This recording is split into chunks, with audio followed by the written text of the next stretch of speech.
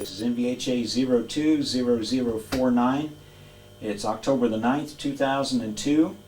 This is our 70th interview, and we're with Paul O'Neill this evening. He's in the United States Marine Corps, World War II. And Paul, I'd like to thank you for having us over and doing this interview. Thank you, Don. Let's start off with the easy stuff. What's your full name? Paul Edwin O'Neill. Okay.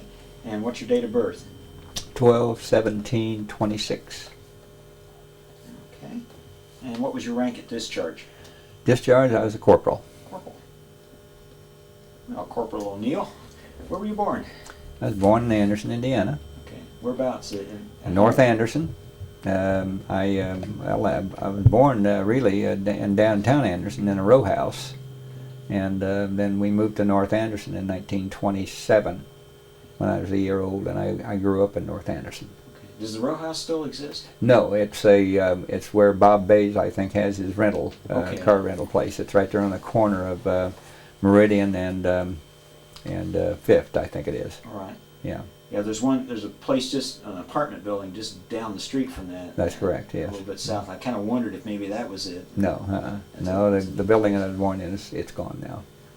And then you moved to North Anderson? North Anderson, 1927. Okay, whereabouts in North Anderson? 1820 Poplar Street. Okay. And, rented. Mom and Dad rented a house, and he went in the insurance business in 1927. Okay. Well, it kind of stayed in the family then, didn't it? Well, our agency's 75 years old this year. Wow. So. That's great. All right, so tell me about your mom. What was her name? My mother's name, maiden name, was Marie C. Daringer, and she's from Hayden, Indiana, and North Vernon, Scipio, and from around there. 9 children in her family, as there was in my dad's, and 2 uncles that played Major League Baseball. Oh, really? Yes, and my Uncle Rawl and my Uncle Cliff played in the St. Louis Nationals. My Uncle Rawl did, and my Uncle Cliff played in the Federated League. And I had a son-in-law that told me, he said, I told him, I said I had one uncle that played in the major leagues, and then the other one played in the Pacific Coast League. And so he went home and looked it up in a baseball encyclopedia, and he said, well, you're right about one thing, but you're wrong about the other. And I said, how's that, Mike? And he said, well, you had 2 uncles played in the major leagues. He said, the Federated League is now the American League. Ah, okay. And so he looked them up in the baseball encyclopedia, and they're both there. Wow. Did you ever watch them play when you were a kid? No, I just went to the Daringer reunion and knew both of them. And but my Uncle Cliff, he moved to California and became very, very wealthy out there with orange groves. Okay. Yeah. And so he didn't make much money in baseball. He made a lot of money selling oranges. So. Now, these days you think of it as just being the opposite, but You're right. Yes, absolutely. Orange Grove is a little more long-term than what baseball is. You can only play so many years. That's very true. What would you tell folks about your mom? Can you describe her physically and personality-wise? Well, she was about 5 foot 4, 5'5", and she was small, but she was mighty. I mean, she had control. I'll put it that way. But she was from a family of 9. There's 5 girls and 4 boys. 7 girls and 2 boys. Wow. And my dad's side of the family was 4 boys, or 5 boys and 4 girls. Yeah. So, but Mom was she's just a sweet lady. She just I don't know what else I could say besides just say that she was kind to us and an awfully good cook. And but she had control, and she had 3 kids to raise. My brother Melvin, who is older than I by 4 years, and then myself, and then my sister, Joanne Price, and she is married to Sam Price, who is a developer here. Okay. And that's his office in the other side there. All right. And he owns this building. But anyway, and then I had a sister that was born prematurely by the name of Janine, and Janine died just after birth. So there was just 3 of us that lived, but all of us born at home. What became of Melvin in life? Melvin died in 1962. I'm sorry, 1965, and Melvin really, he just ruined his health, to be honest with you. And he was a heavy smoker, and that didn't help. So he died at age 42. Kind of young. Yeah, but my sister and I are both still living. My dad died in 82. My mother died in 81. But Mom was a very strong person, and she encouraged me to play ball, and because she felt like back in those days, and as it is today, if you're tired at night, you're not out running around and getting in trouble. And so she encouraged me to do all the things that I did, and I grew up playing sports at Shadyside Park, and I enjoyed that, of course. And so I basically have, down through the years, have continued with athletics, but now I'm too old to do it. I play golf now once in a while. Well, the youthful investment probably kept you going a lot longer in That's in very sports true. That's very true. than a sedentary life would have. What about your dad? What was his name? His name was Joseph Francis O'Neill, and he originally was from, my grandparents came over here from Ireland. Okay. And my grandfather died when my dad was just I think 5, and then my grandmother, her name was Mary Catherine Reagan, and spelled exactly the way President Reagan's name is. And I just got back from Ireland 2 years ago this past September, and we looked the name Reagan up. And I was trying to find, and I've always wanted to find out if there was any relationship between President Reagan and my grandmother. Well, that'd be interesting if you could find that. Yes, and one of these days, when I find time, I would like to get the genealogy of that and see if there was any connection there. Well, he was quite a president. Yes, he was. He really inspired Yes. people. Yes, I had the honor of meeting him. Did you really? Yes, I did. I've been very active in the political scene here for somewhere in the neighborhood of 50 years. And I'm a former coach and a teacher, and for 5 years. And then I decided that I couldn't make any money doing that, so I got in the insurance business with my dad. So tell me about the time you met President Reagan. We met President Reagan. He was here in Anderson. And at that time, if I recall correctly, I was on the election board. I was on the election board for 18 years, as the Republican minority member, I might add. And but trying to think where I had the honor of meeting him, and I think it was, I'm not sure, but I think it was at the Holiday Inn or one of the other housing, motels. But I can't remember for sure just exactly which one it was. I remember he was here. It wasn't during the campaign where he was elected, but I believe it was the previous presidential campaign. That's correct. And I was at a stoplight and I saw his bus go by. So that's as close as I've been to to Ronald Reagan. But, yes. Often wanted to meet the man, and I see you have an invitation to his inauguration. Yes. We'll get a picture of that a little later on. Okay. Yeah. They were kind enough to send we had a party for the re-election of Ronald Reagan. Okay. And my wife graciously hosted that party. We had Bill Hudnut was the speaker in my backyard, and we had in and out of the house that day probably 300 people making contributions to the re-election. And this is the house I live in on 8th Street right now. Oh, that's beautiful. Thank you. And we had that reception for him, and I think that probably had something to do with getting that invitation. That would do it. But Bill Hudnut, I never will forget, he was talking in the backyard, and I had this little dog by the name of Precious, and for some reason or other he'd say something, and she started barking. And then she'd shut up, and then he'd say something else, and saying just giving the Democrats the devil, and then she'd bark again. He said, "It just goes to show you, we got a Republican dog in the crowd, and she knows and she understands what we're saying." So it was really funny, and everybody got a big hoot out of that. But it was a successful party, and President Reagan did get reelected, thank goodness. And probably because of your party. Well, it might have had something to do with it. I don't remember how much money we raised, but it was a bunch. Wow. Yeah.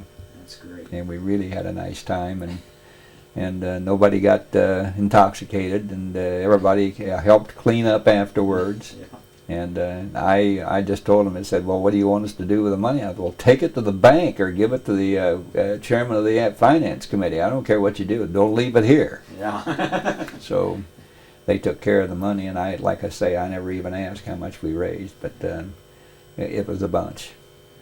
So you grew up as a kid on Poplar Street. Yes. Did you move anywhere else when you were? Yes, and ironically, my mother and father decided that they were tired of paying rent, and he had started making some money in the insurance business, and he decided and she decided that they wanted to build a home. They wanted to stay in North Anderson. Now they were building a new school, which is North Anderson School. Right. That used to be a pumpkin patch, and we used to play out there when I was younger. Yeah. And anyway, they built a home on 1508 Broadway. Okay. And you've probably seen it many times. When you drive by, you'll see a house that sits back. You see the decorations in that window there, where that used to be a drugstore, and it's a computer place now. Okay. And then, well, the brick house right next there on the same side of the street, Yeah. which would be the east side of the street, that's where I grew up. Oh, okay. And they built that house in 1941, finished it in September, and the Japanese bombed Pearl Harbor in December. Oh, my. And so I lived there. That was our home from 1941, when we moved in September. And I went to North Anderson School. I just had to walk down the alley. Yeah, it's pretty close. And to go to school. And so then in 1943 or 44, I turned 18 in 1944, and I got my draft notice 2 weeks later. And Sid Cleveland, Judge Cleveland, was the head of the draft board at the time, president of the draft board. My dad called him up, I'll never forget, and said, "Sid," and he and my dad were very close friends. Yeah. "Sid, did you let that kid of mine finish his junior year in high school?" And he said, "Well, Joe, don't get upset. Of course, we'll let him finish his junior year, but he's going in the summer." Yeah.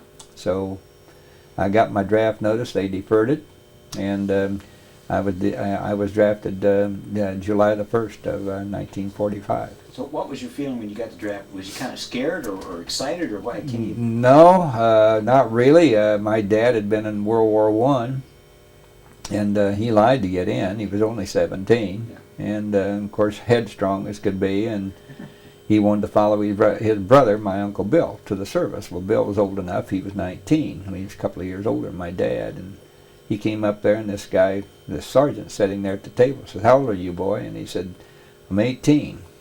And somebody looked at him. He said, "I want to see some identification." He said, "I don't have any on me." And he said, "Well, you're out of here." And he kicked him out. He went back to the back of the line and came right back around again and said, "Haven't you been up here before?" And he says, "No." He says, "How old are you?" And he says, "I'm 18.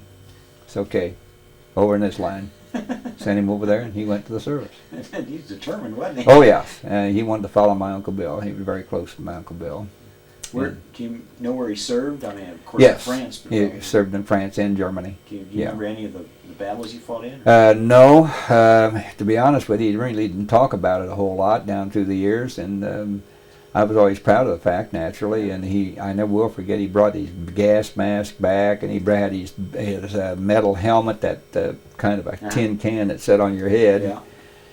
I never will forget that, and we played with that stuff, and I just could kick myself now for not keeping that. Oh, sure. And he had his uniform, and I don't know how long they had that, but I think my mom finally threw it out. The Maws got to that, Yeah. and so probably threw that and finally threw that out. But he did pick up a little bit got in one encounter that apparently he had, and I have no idea where it was at. He did get some gas, Okay.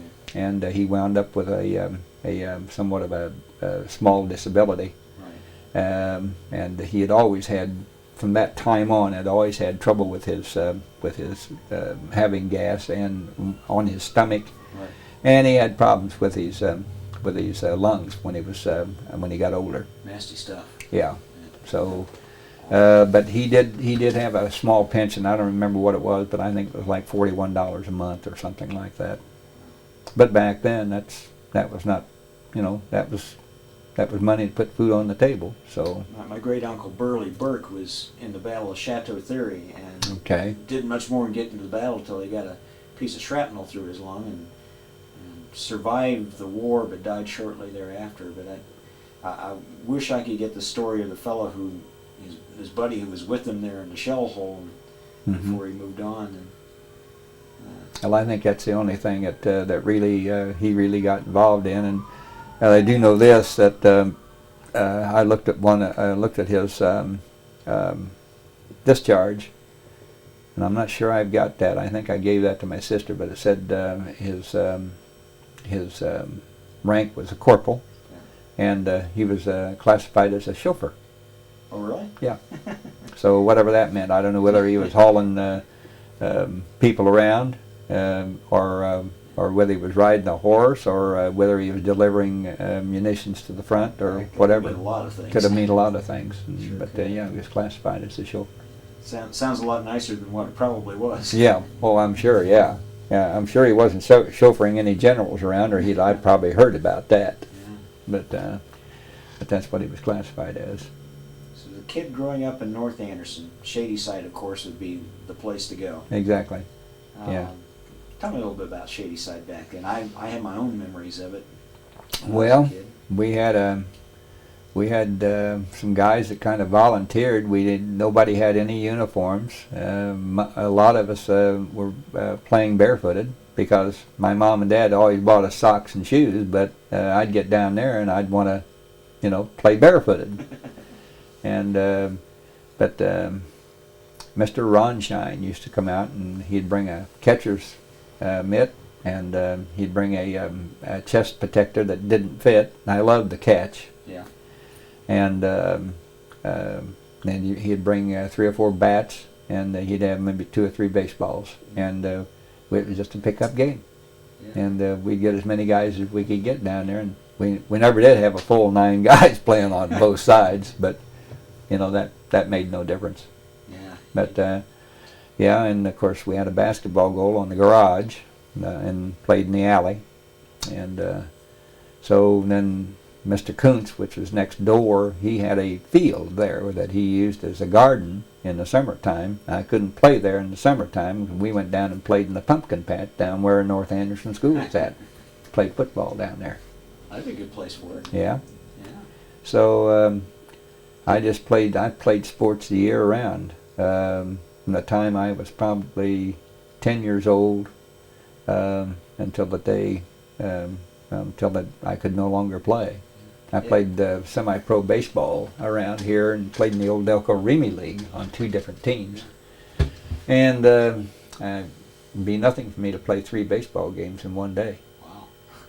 I'd play in the Night Owl League, which played at 11 o'clock in the morning, and I'd already worked the shift 11 to 7. Yeah. I'd get up, take a shower, go to the Ball Diamonds, go back home, and I'd sleep until about 4. And I had to be at the Memorial Field, which is out here on 29th Street. Right. I had to be there at 5 to play.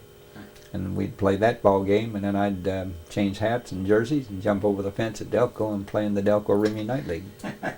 So I did that quite often. Did you stay at that catcher's position? No. There was I played third base and left field and center field, and never the only position I've never played. Frankly, I did do some catching in high school. Whenever Jack Rector, something would happen to him or he couldn't be there, why I caught Carl on several occasions in high school. But I never played first base. Describe catching Carl Erskine. Carl? Well, Carl was a very good baseball player in high school. In fact, I started going through a scrapbook that I have, and he was our cleanup hitter. He hit fourth in the lineup. Huh. Yeah, and I usually led off because I was always crowding the plate and kind of, I don't know whether it was just being stupid but I'd take the chance on getting hit, anything to get on base. Yeah. And so I usually led off in high school and Legion ball. And we were going through but Carl, in this thing that I looked in the scrapbook just this past week, I think he was hitting, the one guy, Jerry Brandon, was hitting 500. He's a pitcher. Wow. And he only had two at-bats and got a hit out of one of them. So anyway, yeah, and then Carl, I think, was hitting something like, I think he was hitting around 389 or something like that, and as a cleanup hitter and a pitcher, of course. And I was hitting 287, but I got on base a lot.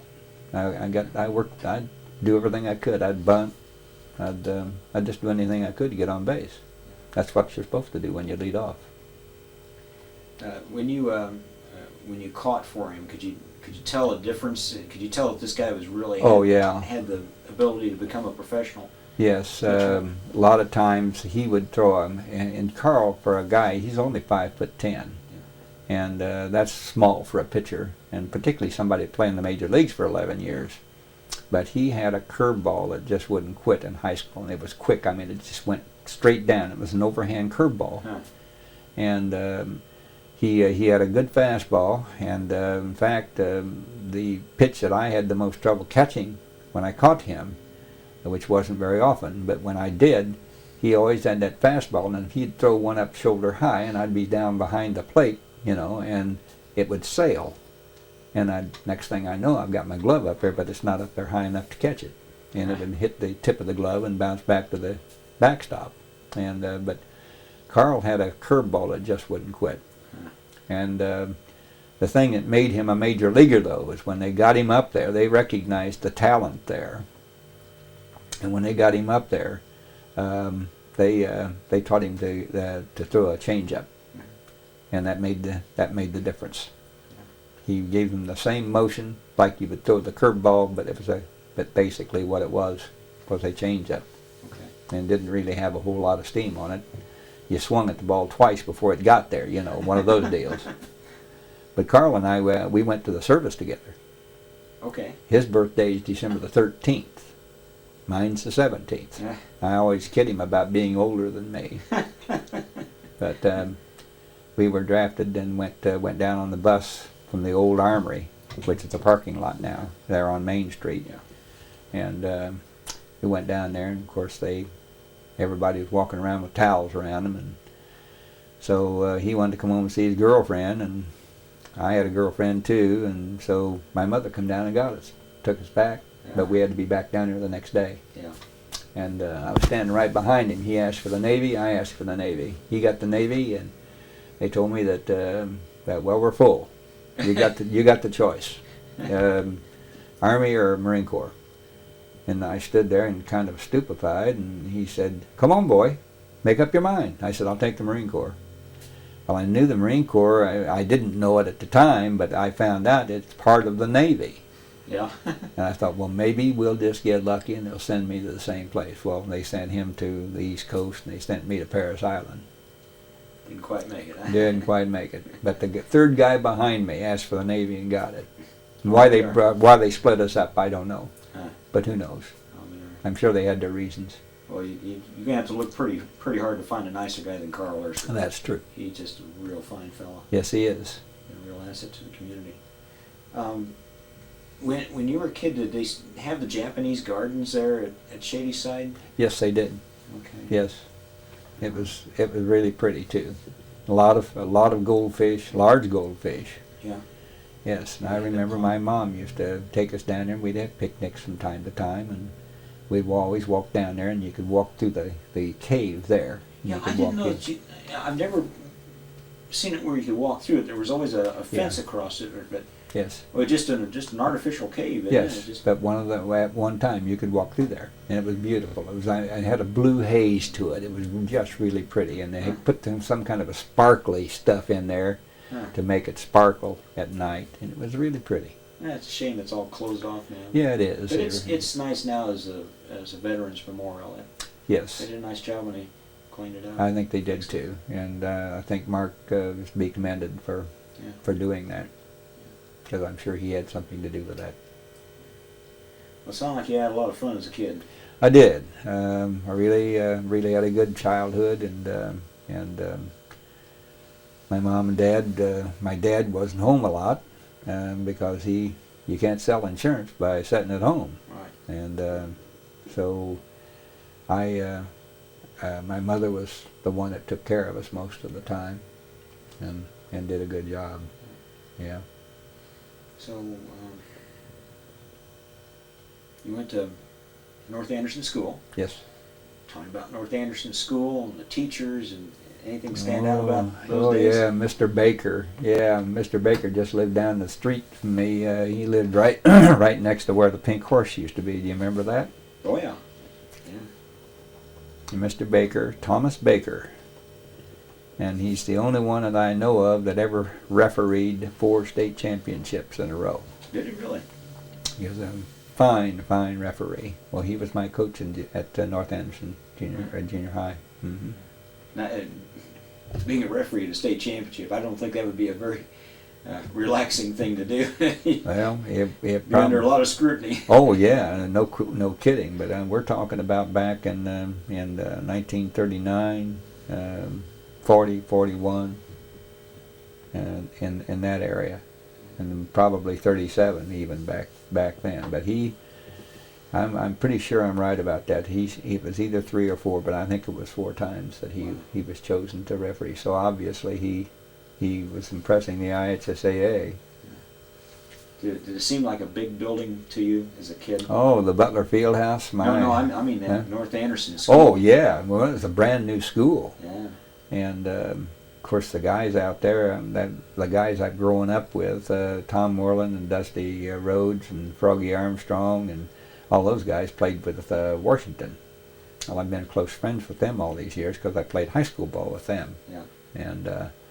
And they'd come out to our gym, and we had the first time anybody had ever had a metal backboard.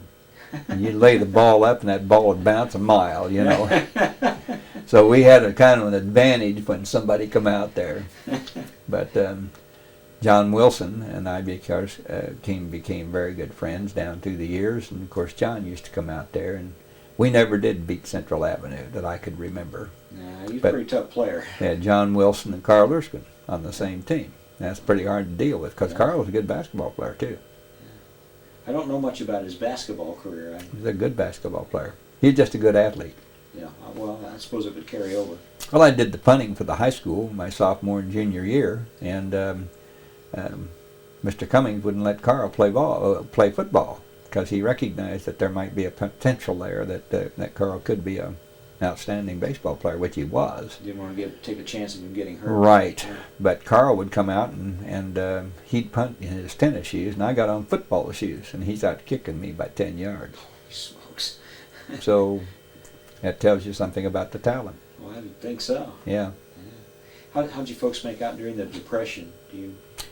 My mom and dad, in all honesty, I think during the Depression, I think my dad worked for the Union Transit. You know the big old brick buildings there on Broadway? Yeah, Union Traction Company? Union Traction Company. I think my dad worked for Union Traction. Okay. And he was a laborer. And then I think he was on the police department for about a year or two. Okay. And my mother made him, she gave him an option, and I wasn't born yet, but quit the police department or you and I are not going to be together. Yeah. That's what she told me. Yeah. And he quit the police department and went in the insurance business. Tough work. Yeah. Well, and, when you're a policeman, women love uniforms. Oh, yeah. And She just felt like that was just something she didn't want to put up with, plus the fact you get shot at, too. That's right. So. And it seems like there's a lot of tension that they bring home with them. True. They get yelled at from every corner. That's true. Quarters. But that's how they pretty much got through the Depression. And it's hard to believe, but I can remember some of the remnants of the Depression because I was born in 26. Right. And I can remember when guys were coming home from Delco Remy with their lunch pails. And some of these guys are not more than 45, 50 years old, and they looked 80. And they acted 80. They'd get off the streetcar, which ran right down the middle of Broadway. They'd get off the streetcar and be walking home, and they'd coming from Delco Remy or probably Nicholson File or someplace where they worked, and they were just absolutely, they were old men at 45 and 50. Tough times. Yes. Really And tough I'm times. talking about, I can remember some of that. That I can remember them coming home and walking down from right there on the street there at the Elks at Oak Street, and coming down there and over to Poplar Street and walking down, because some of them lived on Poplar, and they were tough times. They were fortunate to have jobs, but Yes. still wasn't an easy life. They didn't get paid much. And I can remember my mother never turned a bum down. The Pennsylvania Railroad ran right in front. Right there of Vineyard Street there, Oh yeah. and they would stop there. Yeah. And the old stove foundry was right on just west of that. Okay. And they would stop, and these guys would get off, and they'd come down. And of course, there was no banks or there was no houses, nothing there on that area from the railroad over to our house on Poplar Street. And then I Mommy, who is that man? And she said, well, he's a nice man, I'm sure, and he's hungry.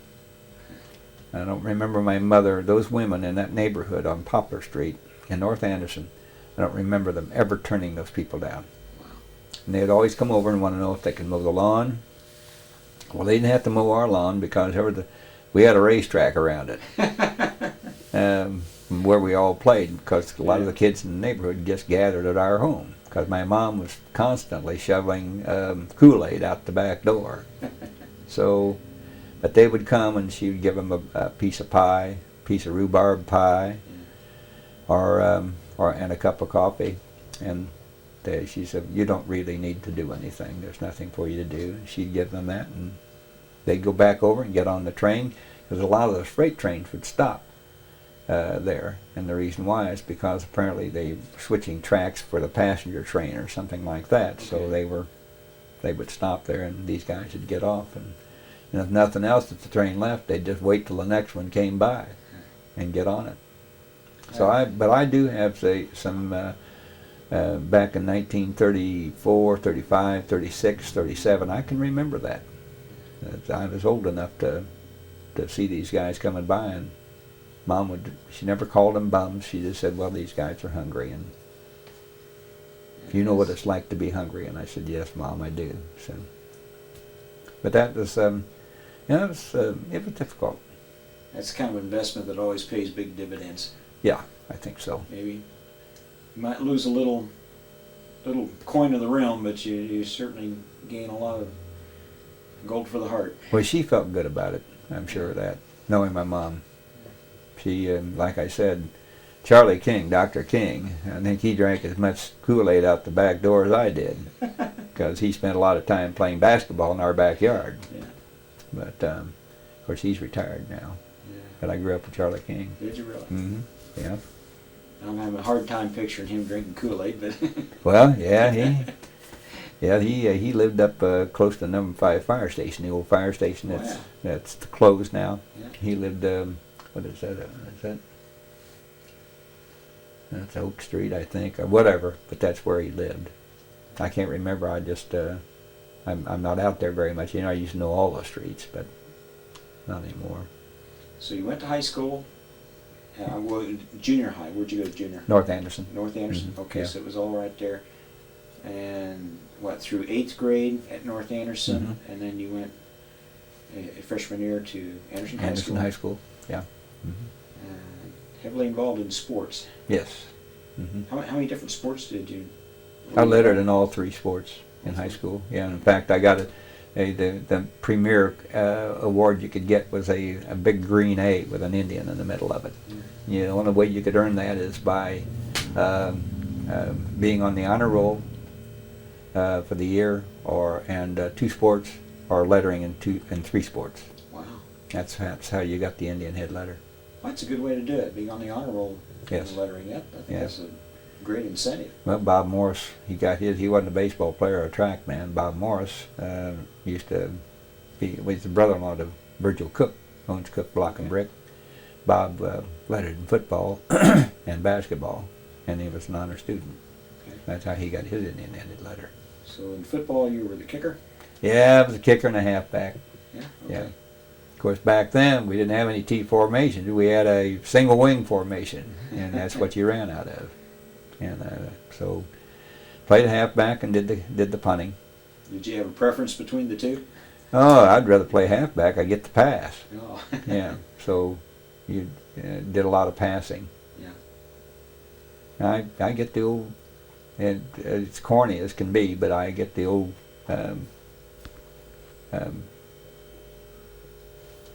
the paper, the columns that they write about you, and I get those out and read them once in a while, and I think, did I do that? It's been that long ago. It's fun to look back on. It is. It really is. And some of my friends, dear friends that I played football and basketball and baseball with, they're no longer with us. But went to high school, got drafted out of high school, and went to China. Went to Paris Island. And there, the Crane Naval Ammunition Depot. There's an MP down there, and then I went to Sandy or to Camp Pendleton. Okay, let's not get too far ahead. Okay. I got a little more detail I want to flesh out here. Okay. All right, so you were in football, and then you were in basketball. Mm-hmm. And baseball. And did you say that basketball team was the one that won the state championship in 1946. 46, and you were on that team. I would have been. Okay. But I got drafted in 1945, July the 1st, 1945. Okay, tell me about the basketball team.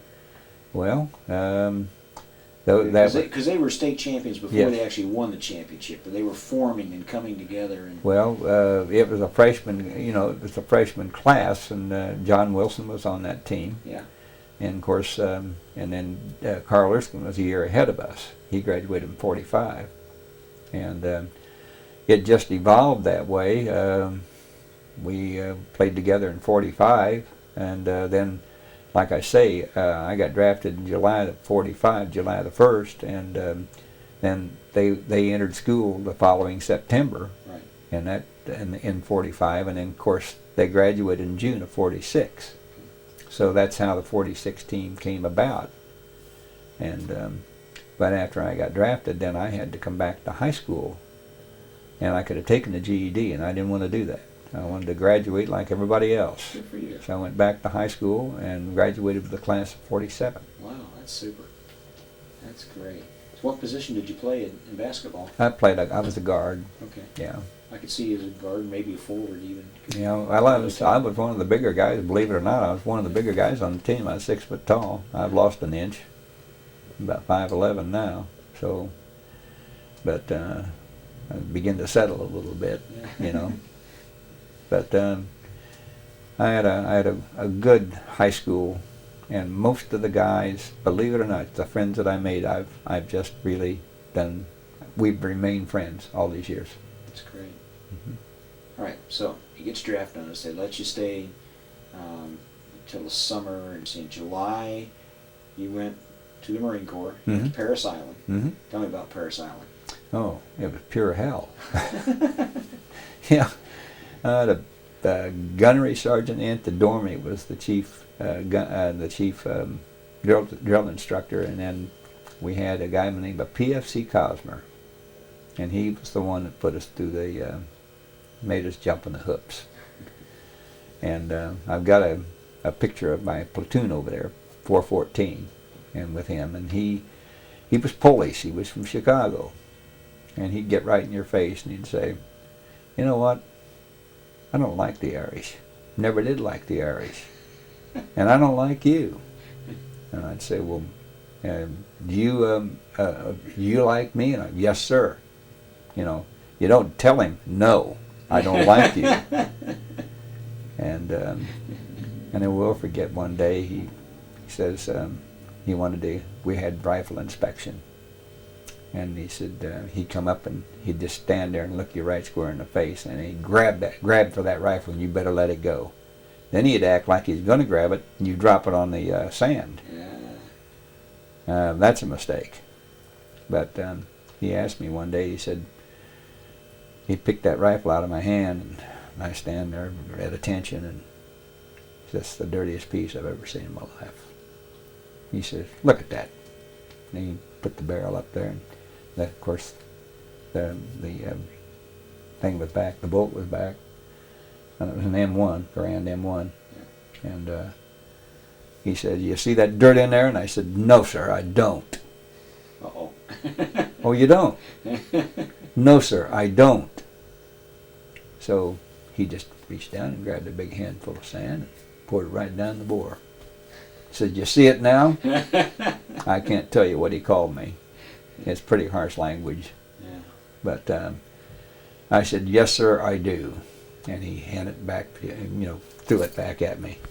But I spent the night, most of the night, cleaning that rifle, so it would be clean the next morning.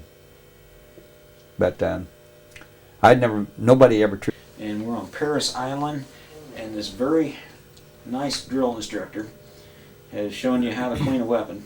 Mm-hmm. At the time, you probably weren't too happy with him. I wasn't happy at all. But afterwards, did you see the results? Did you know, did it make sense to you why he was so tough on you? Yes, absolutely. Yeah. Of course, we had to do our own washing and wash our clothes, and all I had was just a very, very small peach fuzz on my head. I never had to shave. I mean, on my face. I've never had very much hair. I don't have any hair on my legs, and I get kidded about that all the time. I have for years. But these guys that had heavy beards, and we had quite a few Mexicans, lots of hair. Huh. And I didn't have to shave. And these guys would, they'd haul us out of bed at 5 o'clock in the morning or 4:30, and they'd give us 10 minutes to be out there. Well, hey, you're supposed to shine, you're supposed to have everything, your boondocks on, your clothes are supposed to be clean, you're supposed to be neat. Of course, they shaved our heads. First thing they did when we got to Parris Island, they shaved our hair. And from the time I got off that train, I kept looking for some gunslinger. That is the oldest train and the oldest car I ever rode on in my life. I mean, it had wooden seats on it. Oh, gee. Yeah, they put us on that in Washington, D.C., and I'll never forget that. It was just unbelievable. And we backed that thing in there, and here's these poor little black kids with and hot. Oh, boy, it was hot. Parris Island, South Carolina. Mm. And I'll be honest with you, I've been on parades before at Parris Island. When your foot, you left a mark in the asphalt. Wow. It was that hot. Wow. You could step and you could look back when you're coming back the other way, when they'd say to the rear, you can give you the command, and you walk by the same place and you could see your footprints. Gee. It was that hot. That's hot. It is hot. And like I say, I'd never been mistreated by my parents. Oh, yeah. And I'd never had a teacher or anybody mistreat me. And I thought, well, what are they trying to do? Well, they were trying to make me hate him. And they'd tell you, you're in the service now, big boy. This is real. And you have to be tough. And if you're not, then you ain't gonna make it. That's right. And he used to tell me, he said, you're nothing but well, I can't mention that, but, and you're Irish. And he said, and I never saw an Irishman that had any guts or any balls.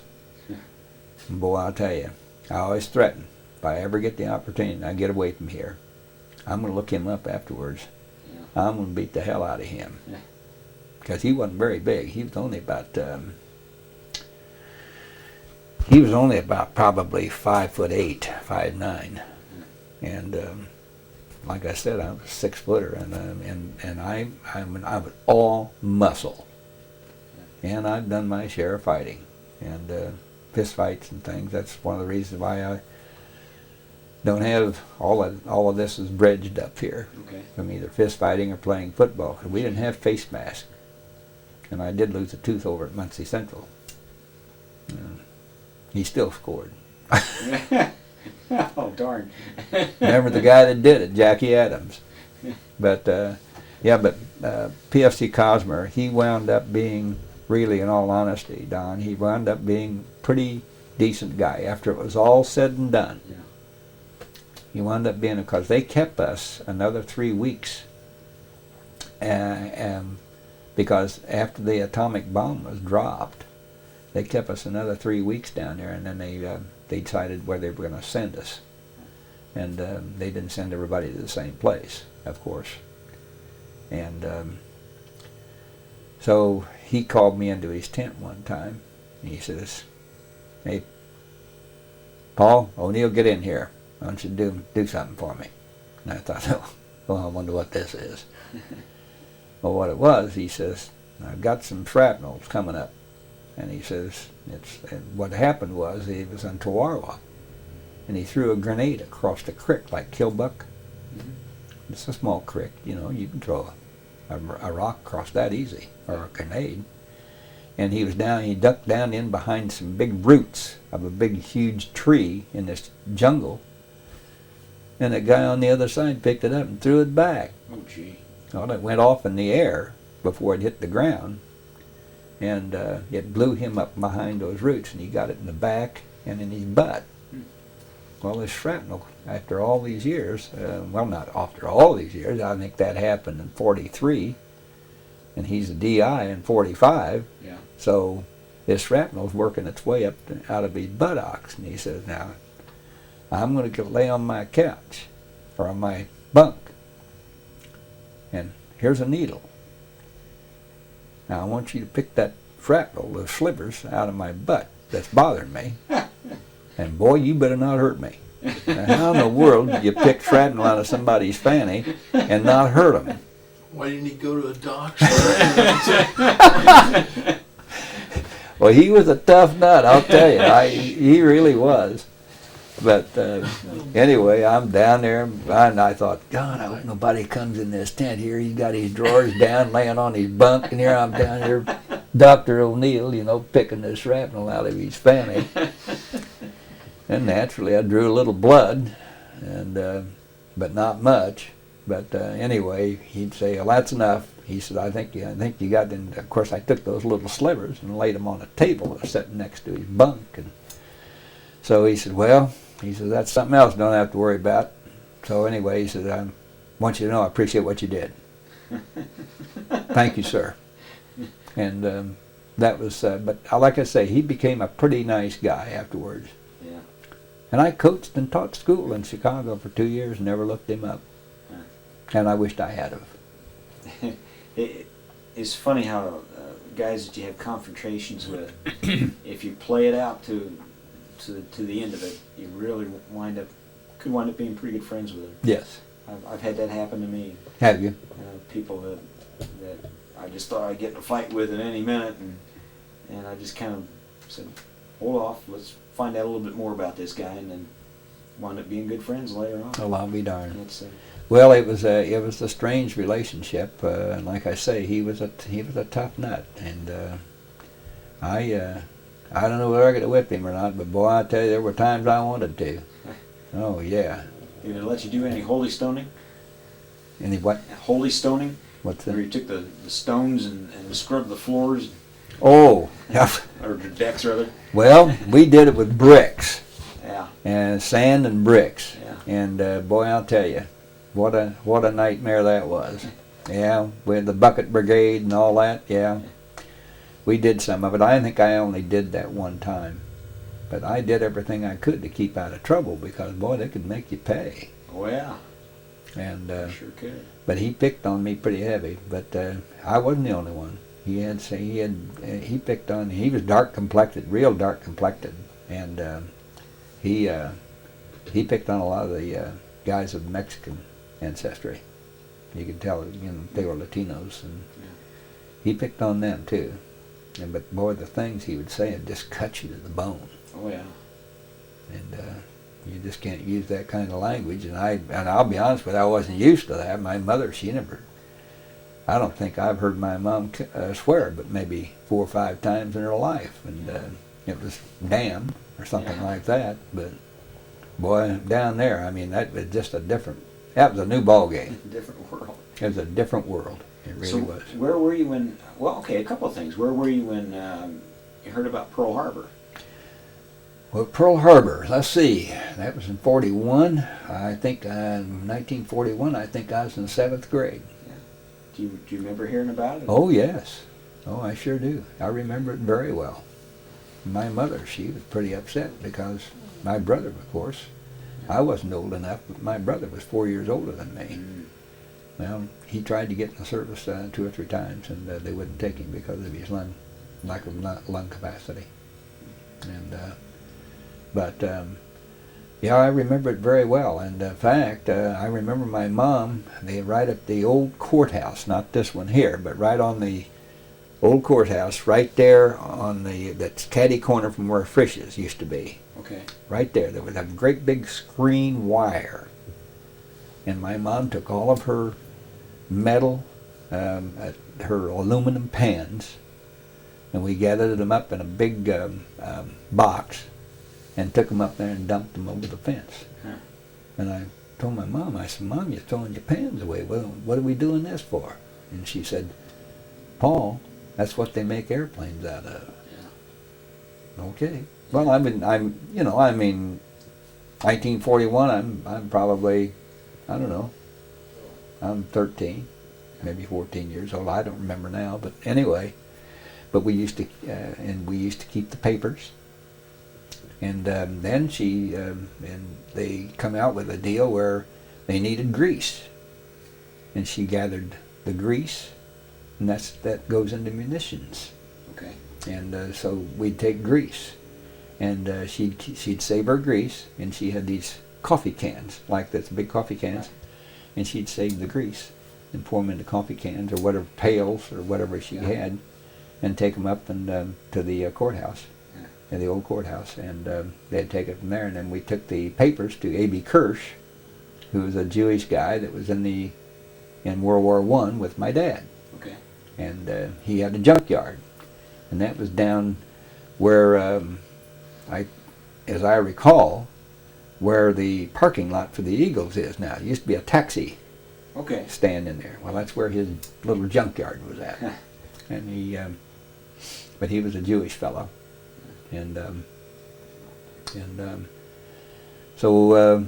But I can remember that very well. And she took her steel skillets and dumped those too. And what'd you cook with? Well, she had. God, I think she got a bunch of skillets and things from my grandmother and grandfather, and so she could afford to get rid of some of them. A very patriotic person. How'd you actually hear about the bombing?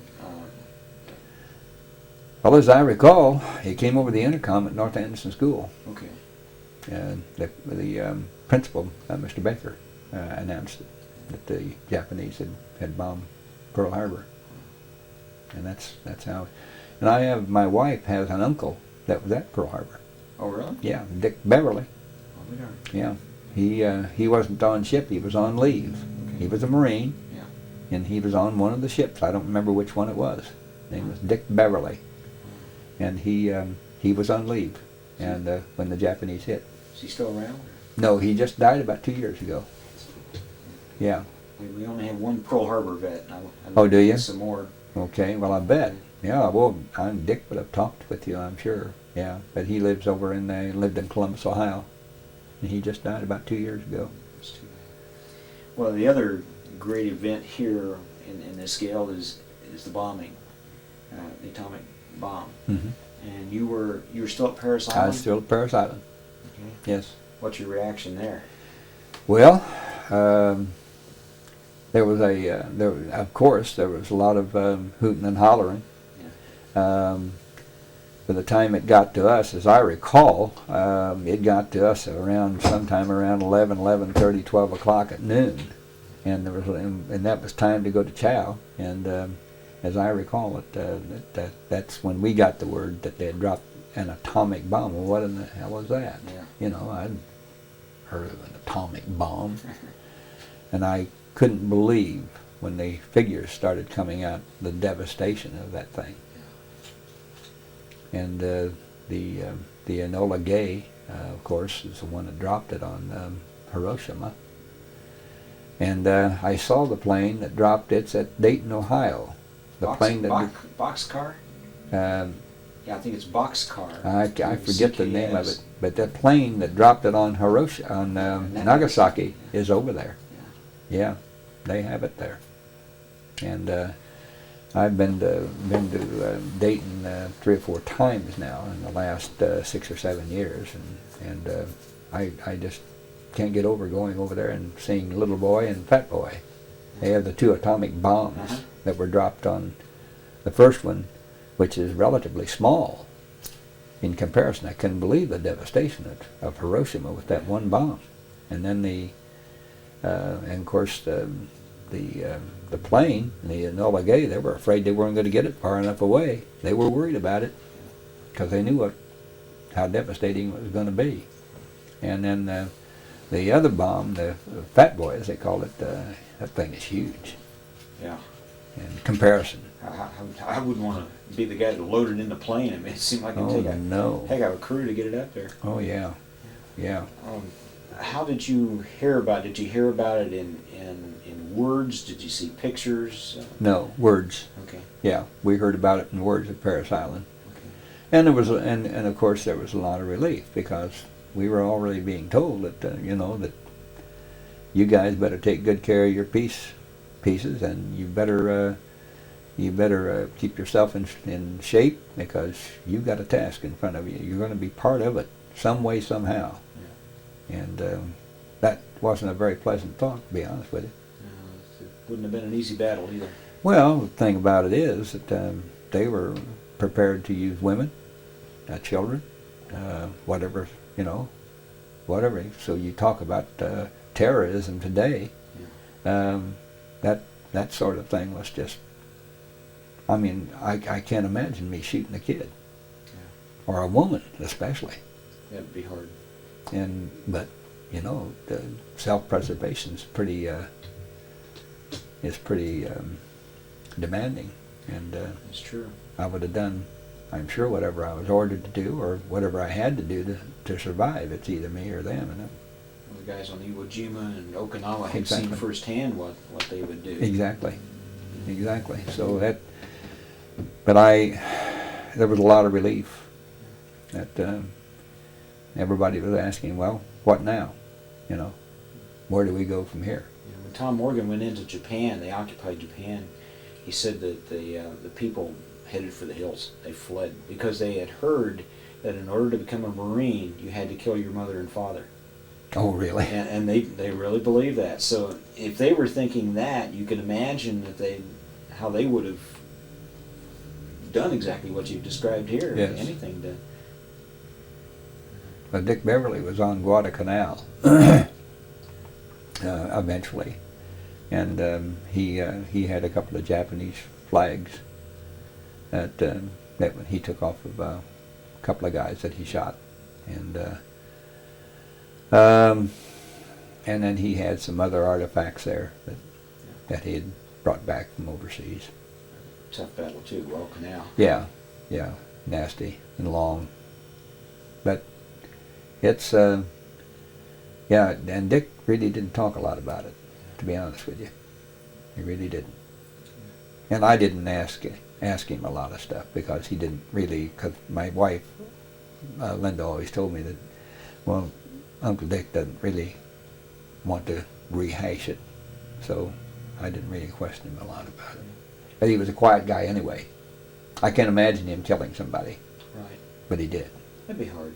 Yeah. It'd be really hard, no matter what the situation. Exactly. Paul Loftus was on Guadalcanal and gave us a great interview about that. Oh. It was very, very good. Very informative. So you went, in Paris Island, you went to Camp Pendleton? No, went to the Crane Naval Ammunition Depot. Okay. That's down by Bedford and Bloomington. Okay. And you can't tell it from the air. I've flown over it several times in private aircraft on the way to Florida with Vince Kelly. And I know that I asked him to do that. And of course that wasn't protected airspace because it was after the war. Right. But you can't tell it. All you're looking at is just a bunch of hills. Oh, they are. But I was an MP down there. And I had a Corporal McClanahan was was the officer in charge, and I was a PFC. And we were on the gate, and I will forget. There was a guy, and of course, keeping in mind now, this hasn't been too long after the war was basically over, but not officially over, because the war was not officially over until 1946. Right.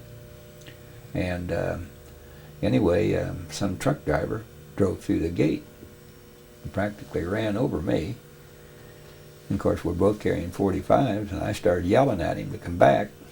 McClanahan come out of the gate and pumped 2 shells in the trunk of that, in the bed of that truck. And boy, you talk about somebody coming out of that truck. You better. And I won't tell you what he told that truck driver. He said, well, I've been through here twice today, and he said, you show the card. Yeah. You show the card. How do we know? You just went right on by and you almost ran over my friend here. So don't give me that. I'm not going to put you on report. And we're not going to pay for the holes in that bed of that truck.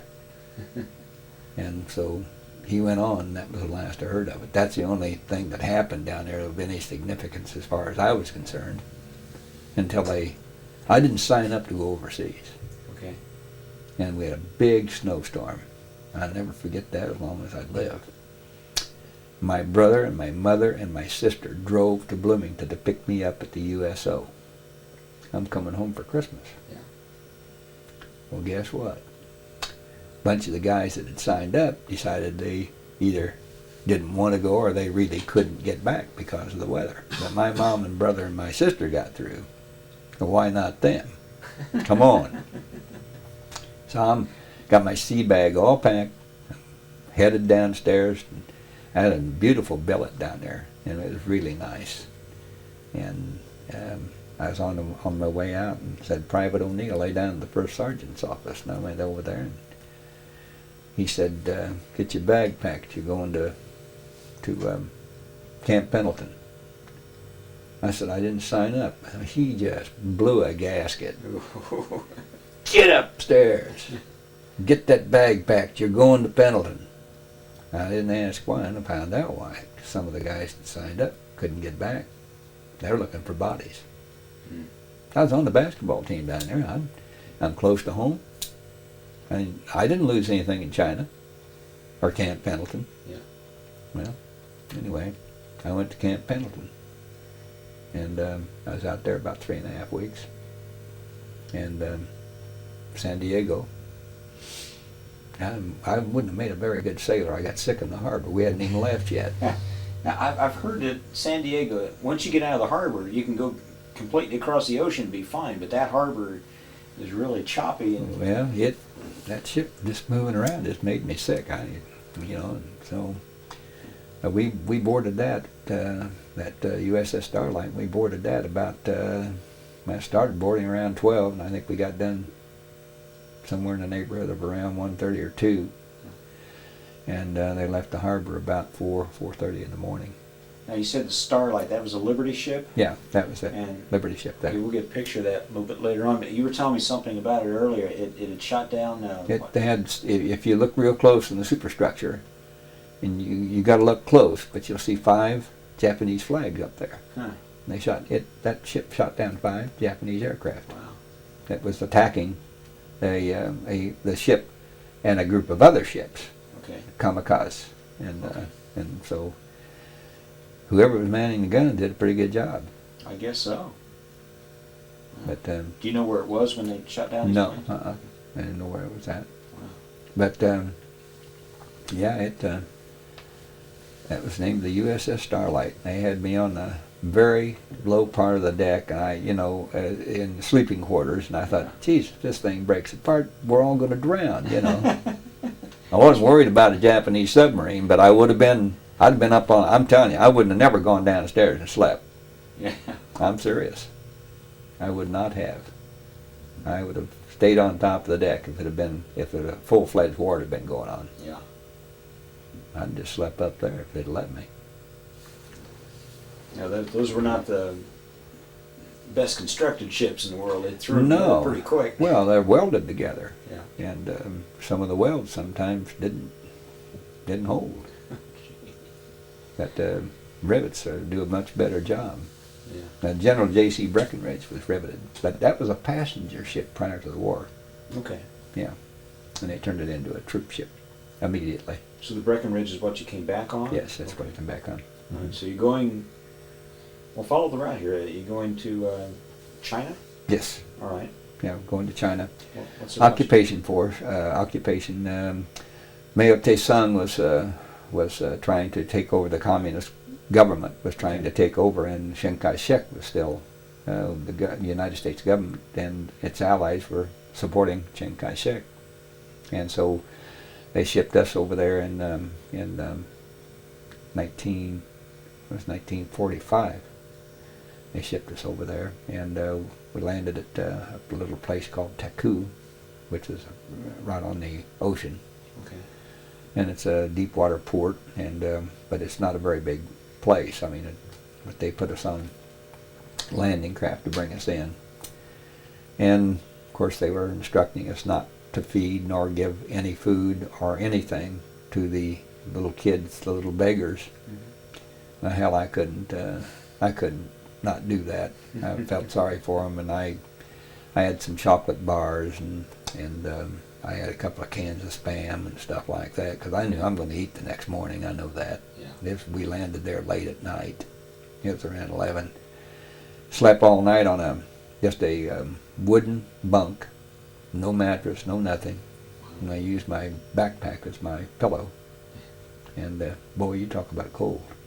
I think it was around 3 below. Oh, gee. And we were in a building. It was a building, but it wasn't outside. But the building was just nothing but a barn. Yeah. And I think it was around 3 below when we got there, and unloaded at Taku. And then they put us on a troop ship the next day from Taku to Tinsen. Okay. Describe Tinsen. Well, when I got there, I was supposed to go to the French arsenal. And a kid by the name of Bob Peccano that I went to school with, Anderson High School. He was in the same group. He signed up. He was sent to down to Crane as I was. Okay. He signed up to go. Well, he was sent to the French arsenal. Somehow my paperwork got screwed up, and I have no idea. And I wound up at the Italian Basilica downtown Tinsen. And I thought, well, where do I go now? And because I'm just 18, I don't have the slightest idea what's going on. So anyway, I wound up going to a place called it was a British schoolhouse. They sent me there. And it was the First Assault Signal Company, and so I was there for, I don't know. I was there for probably 6-7 months, and then Captain William N. Case was my commanding officer, and he was a fighter pilot in the Marine Corps fighter pilot. And the worst thing can happen to a fighter pilot is being put in charge of a ground troop. Oh. Keeping in mind that they had lost so many people through wounds and injuries, and most of these guys that was there, Sergeant Schweikert, he was from Guadalcanal. There's several of them from Guadalcanal, Al Forche and Al Campbell, both of them fought on Guadalcanal, and they were both PFCs, and I wasn't there, but about probably 4 or 5 months, and Captain Case made me a corporal. That didn't set too well. Oh boy. These guys are PFCs. They've been through hell, and they're going back as PFCs, and I got corporal stripes. But they were good friends of mine, thank goodness. Yeah. And he put me in charge of the 1st Assault Signal Company motor pool. And he liked me because I made the all-star baseball team, and went to Tsingtao and played in an all-star baseball game there. Yeah. Captain Case wasn't wasn't very coordinated. I often wondered why he was such a good pilot. He had 9 aircraft shot down, so he was an ace, an American ace. Little short guy, 5 foot 6 inches tall. Yeah. Yeah, I got a picture of him. I don't know whether I can find it or not, but I got it, I think. But anyway, I had painted on his Jeep, Marilee and Bill. That was these 2 kids' name. Okay. And I had good dude at the British schoolhouse, an absolutely beautiful schoolhouse. But China, one time, was all broken up into the American concession, the British concession, the French concession, the German concession. And one thing that I had a picture of, and I wished I still had it, and I can't find it, the picture of the German embassy. And the entire fence was about 6 feet tall, made out of pure wrought iron swastikas. Huh. Yeah, Oh, there. the fence was made out of swastikas. I'll never forget that. I'll bet it's not there now. No, I'm sure it didn't. But we were there as occupation forces for the purpose of keeping Mao Tse-tung from taking over China. Did you confront him any, or I mean, how were you treated by the Chinese people? Were you? Very well. I've heard some fellows say they were kind of treated like the cop that comes into a domestic argument. They both turn on him. We didn't. I really never had any trouble with any Chinese. If there was resentment, I didn't see it, to be honest with you. But the thing that really bothered me, I couldn't believe the way women were not allowed to walk with their husbands. They had to walk at least 4 or 5 feet behind them. And back then, when I was there, they bound these little girls' feet. Yeah. And here's a full-grown woman with a foot about this long. Wow. And they couldn't take big steps. If they wanted to, they couldn't run. Yeah. Because their feet were so small. But that was the thing that they did. Right. And I don't know what was behind all that. But you were not allowed to walk with your husband. You had to walk behind him. And it was strange. And they had a baby, but they had carried the baby on their back. Right. And if the baby had to go to the pot, why, they made their clothes so that when they squatted, why, the pants automatically opened up and they just pooed in the gutter. Oh, gee. Yeah. Couldn't have been too sanitary. No, not at all. Mm-mm. Now, you have a picture with a couple of Japanese prisoners now. Mm-hmm. Was there a prison camp there? They kept them out at the French arsenal. Okay. And they brought them into to my billet for me to use to police the place up, keep it clean. And then I used them on the ball diamonds. I was in charge of special services the first 6 months I was there, or 7. And I was in charge of special services, which was passing out athletic equipment and taking care of the ball diamonds and one thing and another. Well, they bring these in.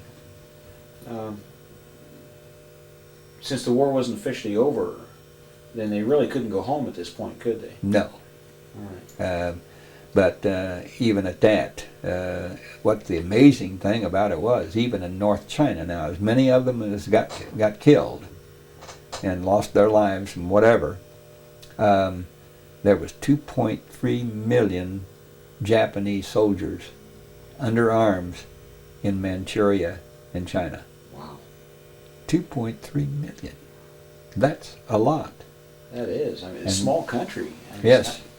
it's And not these as big as- people had to be repatriated back Yeah. to Japan, which eventually they were. Yeah. Were they in the process of being repatriated, or Yes. was it okay? Yes, they were in the process of being So repatriated. it's somewhat like our soldiers going home. Correct. Just a matter of getting so that they weren't really being held as prisoners of war at that point. They were just in transition from prisoner of war status to Yes, to home, to I see. being sent home as, not to take up arms again and one thing and another. But they, I never had an ounce of trouble with any of them. Yeah. They were very polite.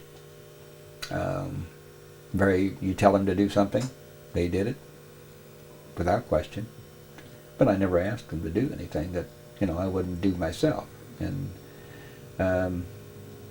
but like I say, it'd be hard to believe that these are the same people that were just absolute. I don't know what to call them, terrorists or whatever. But I mean, just crazy because they've been taught that way. real fanatics. I suppose part of your job would be to keep them separate from the Chinese, because the Chinese, as much as we didn't get along with them, That's the Chinese correct. must have just really hated the Japanese. That's correct. Because they came in and really butchered the Chinese. That's true. Yeah, it is. And but like I say, that of course happened in the 1930s, Right. and of course Chenault and the Flying Tigers, of course, took on the Japanese Air Force and was quite successful against them for no more people and no more planes than they had. Right. But they did. But the Japanese were ruthless. But see, that's the thing that's so amazing to me, which surprised me, was that I was instructed by Captain Case.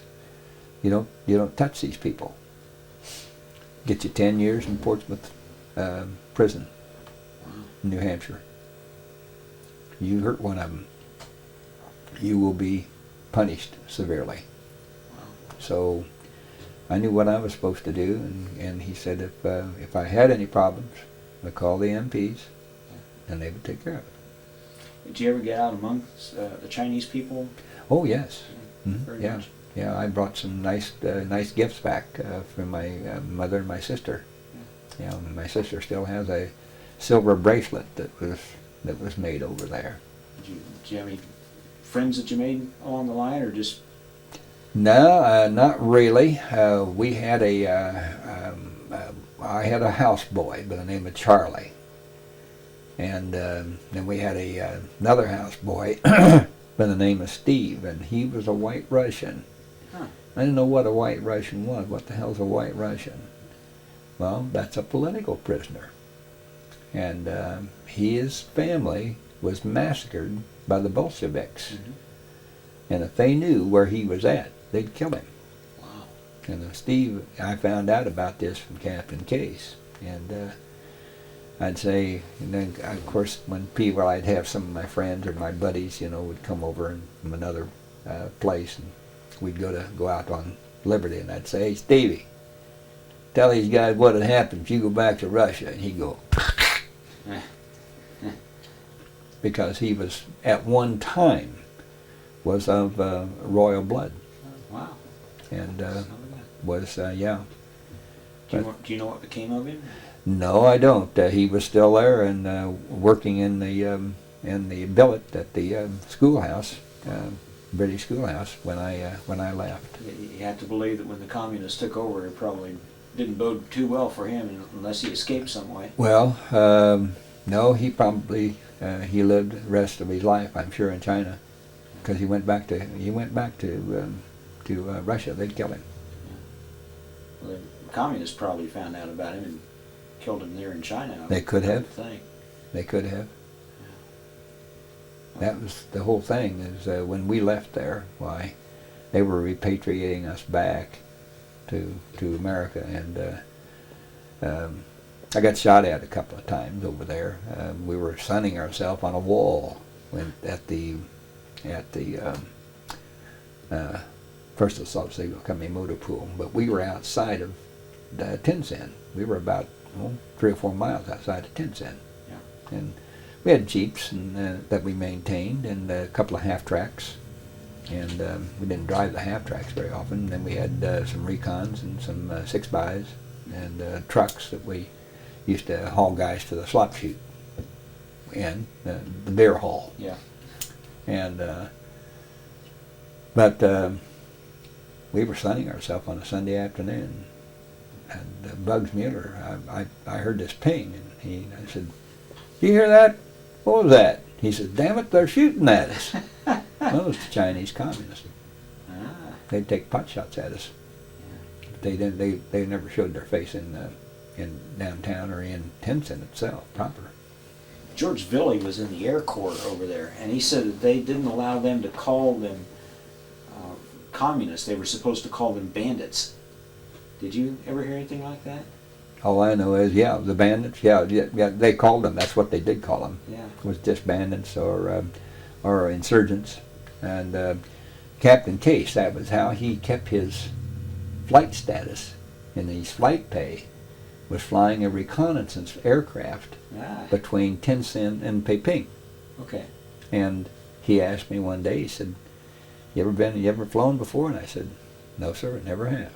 He said, "Would you like to?" And I said, "Oh boy, would I ever." I said, "I'd love to." He said, "I'm going to be making a run up to Peiping." He said, "Looking at the railroad track, you want to go?" And I said, "Oh boy, would I love to, sir." Put me in that little plane. Away we went. And we didn't find any holes in the track. But they used to shoot, the commies used to shoot that little Recon. Yeah. Once in a while. We didn't get shot at either.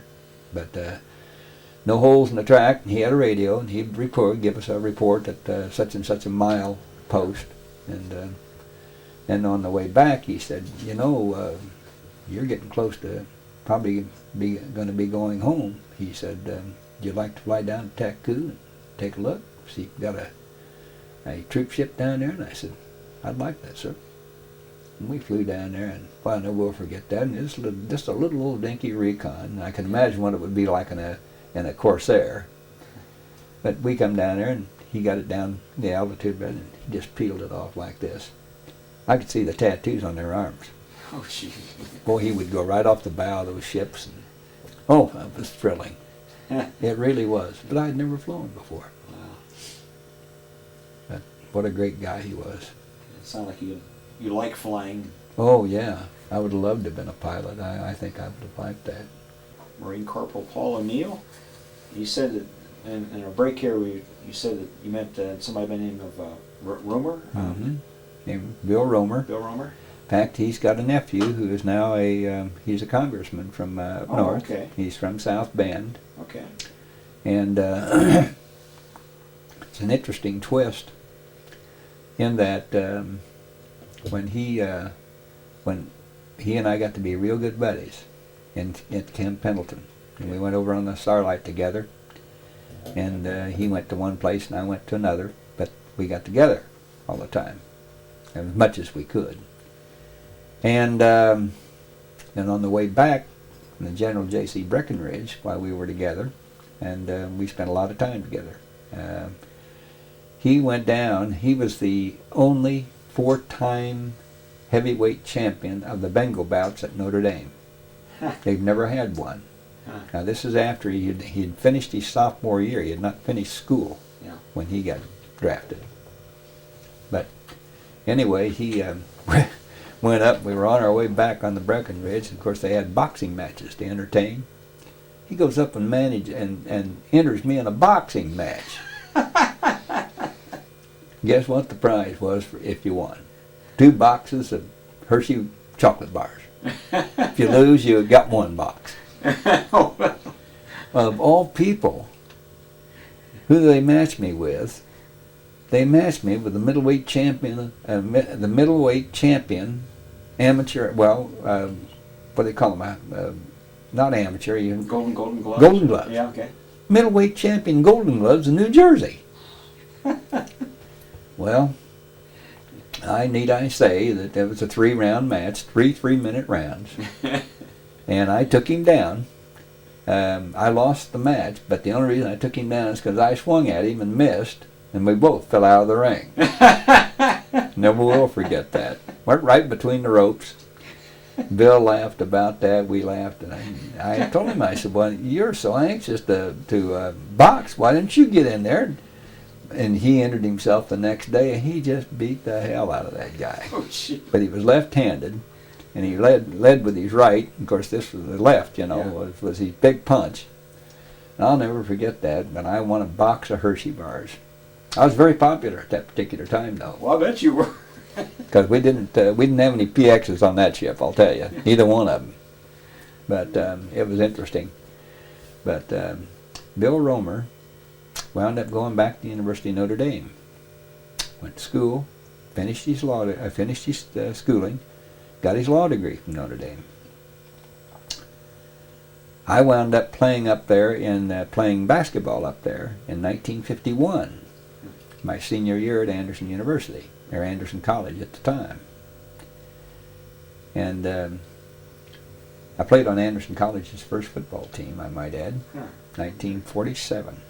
Who was the coach? The coach was Pop Hedden, Okay. and he was the assistant coach to Tony Hinkle at Butler. Okay. And he came down here to coach Anderson College when they started the football program. But anyway, Bill Romer, I wanted to meet him, or see him again, and I think he was already out of school, and he was going to go into law practice with his father was a professor there at Notre Dame. He was going to go into law practice with his cousin. He wound up going to the FBI.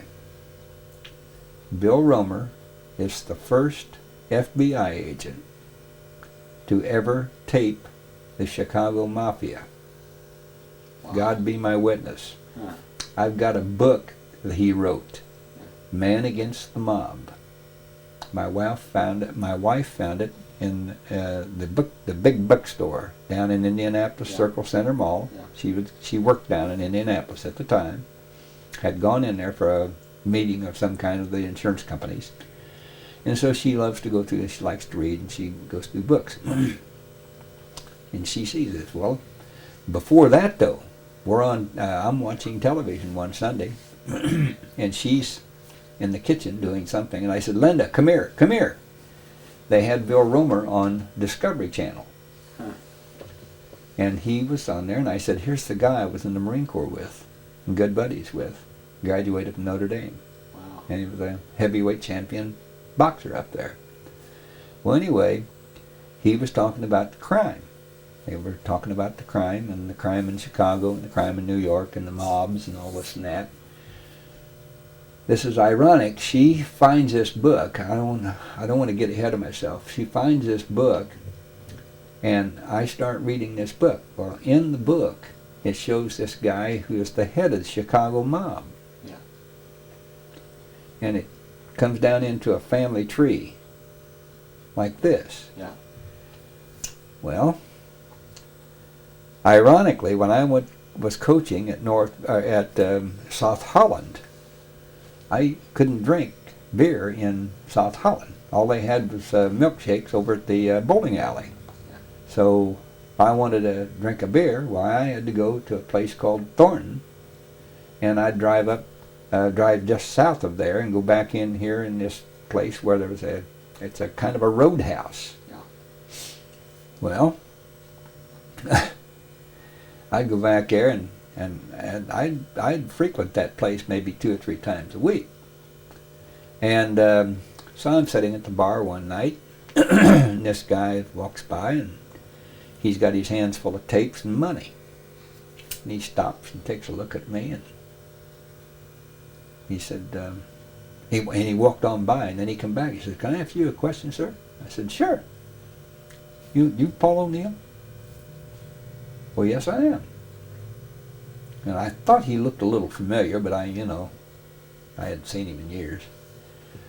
And I said, "Yes, I am." He said, "You play for the Anderson Indians?" And I said, "Well, yes, I did. Joe Barrett, St. Mary's Gales." Joe Barrett, St. Mary's Gales. I said, Joe, my goodness sakes alive, I remember you playing. And I did, but I just hadn't seen him in years. And his hair was receding.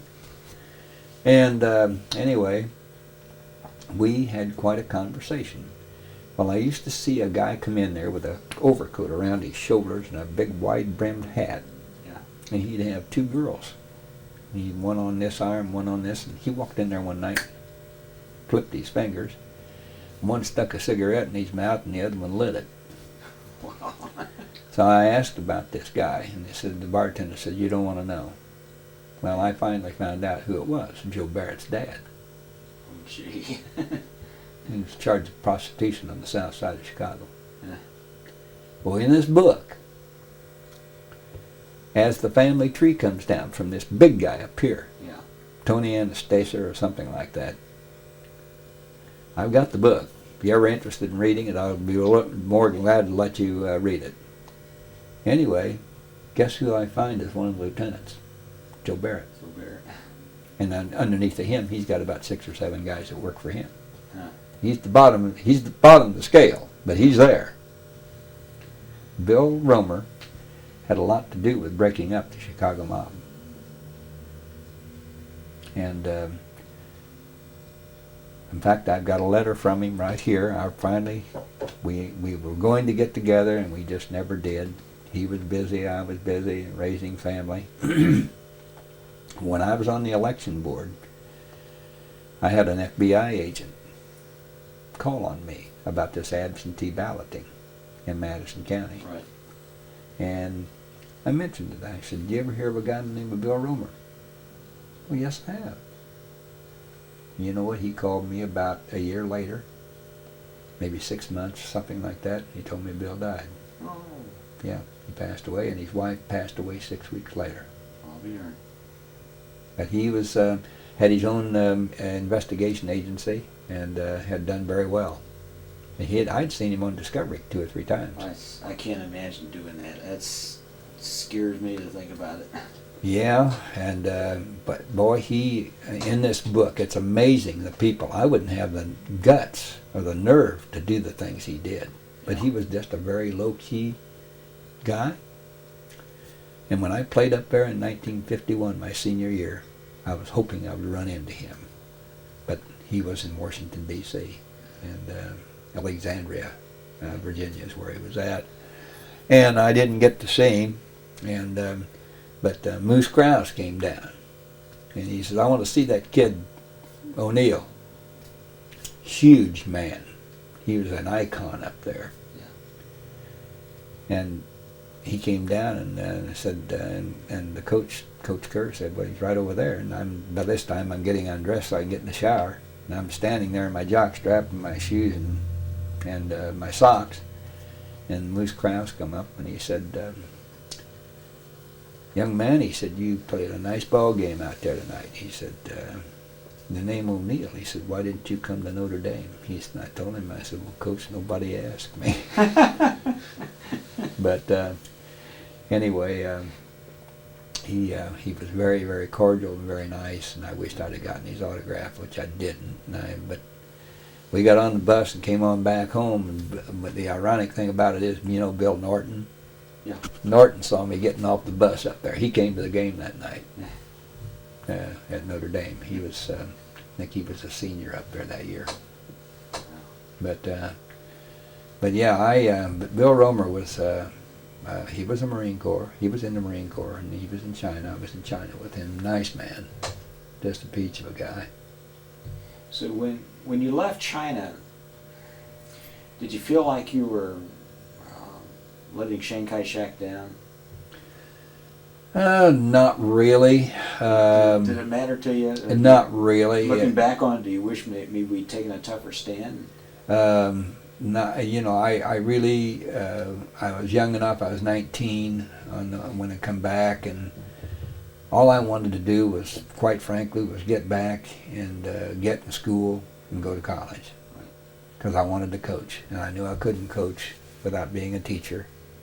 And that's basically the things that I had on my mind, to be honest with you. And now, the trip back on the Breckenridge, was that a better trip than going over? Or? Oh yeah, yeah it was. And I threw my, I never forget, you know, everybody wants to be a salt, you know, so that you like you've been in for a long time, you know. And now going over, I saw some guys had been throwing their stuff over the back, and that propeller had come up, you know, and it'd make this big wave, and those clothes are just bouncing all over all hell's half acre. Yeah. And salt water, and which made them white. Those green dungarees made them, you know, kind of a light color. Yeah. So I thought, well, I'm going to do that tomorrow. So I did that. I took a big heavy rope and threw my stuff over the fantail. They dumped the garbage on it.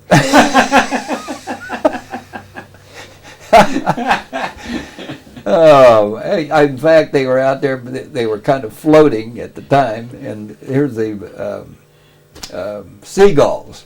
I thought, well, they're pooping on my clothes. They threw the garbage on top of it. So I reeled it in and wound up having to take it down there, and I washed them in salt water because we didn't have any fresh water on board other than just what you would drink. Right. We had to shower in salt water. So, and you feel like you need another shower after you get done. But that was funny. Didn't work out, did it? But the Chinese were still attacking. The communists were attacking some of our munition dumps over there, and stealing rifles, M1s. So when you left, did you blow them up, or I mean? No, they when I left, they still had a large contingent of Marines there. Okay. Yeah, when I left. In fact, Darrell Scott, the attorney, I don't know if you know Darrell or not. Yeah, I believe I do. Darrell's an attorney. Darrell was in North China, Okay. and in doing the same thing I was doing. Bob Peccano, he got Japanese encephalitis over there and died. Wow. Yeah, he died at the French arsenal. Never heard of Japanese encephalitis. Yeah, it attacks the brain, and so I've often thought I suppose it was mosquito bit him. He was a big, heavy-set guy. Yeah. But yeah, Bob Peccano. He was a photographer in high school. Took pictures of the athletic events. So you came back to the States. We were back through Camp Pendleton. Yes. No. Oh.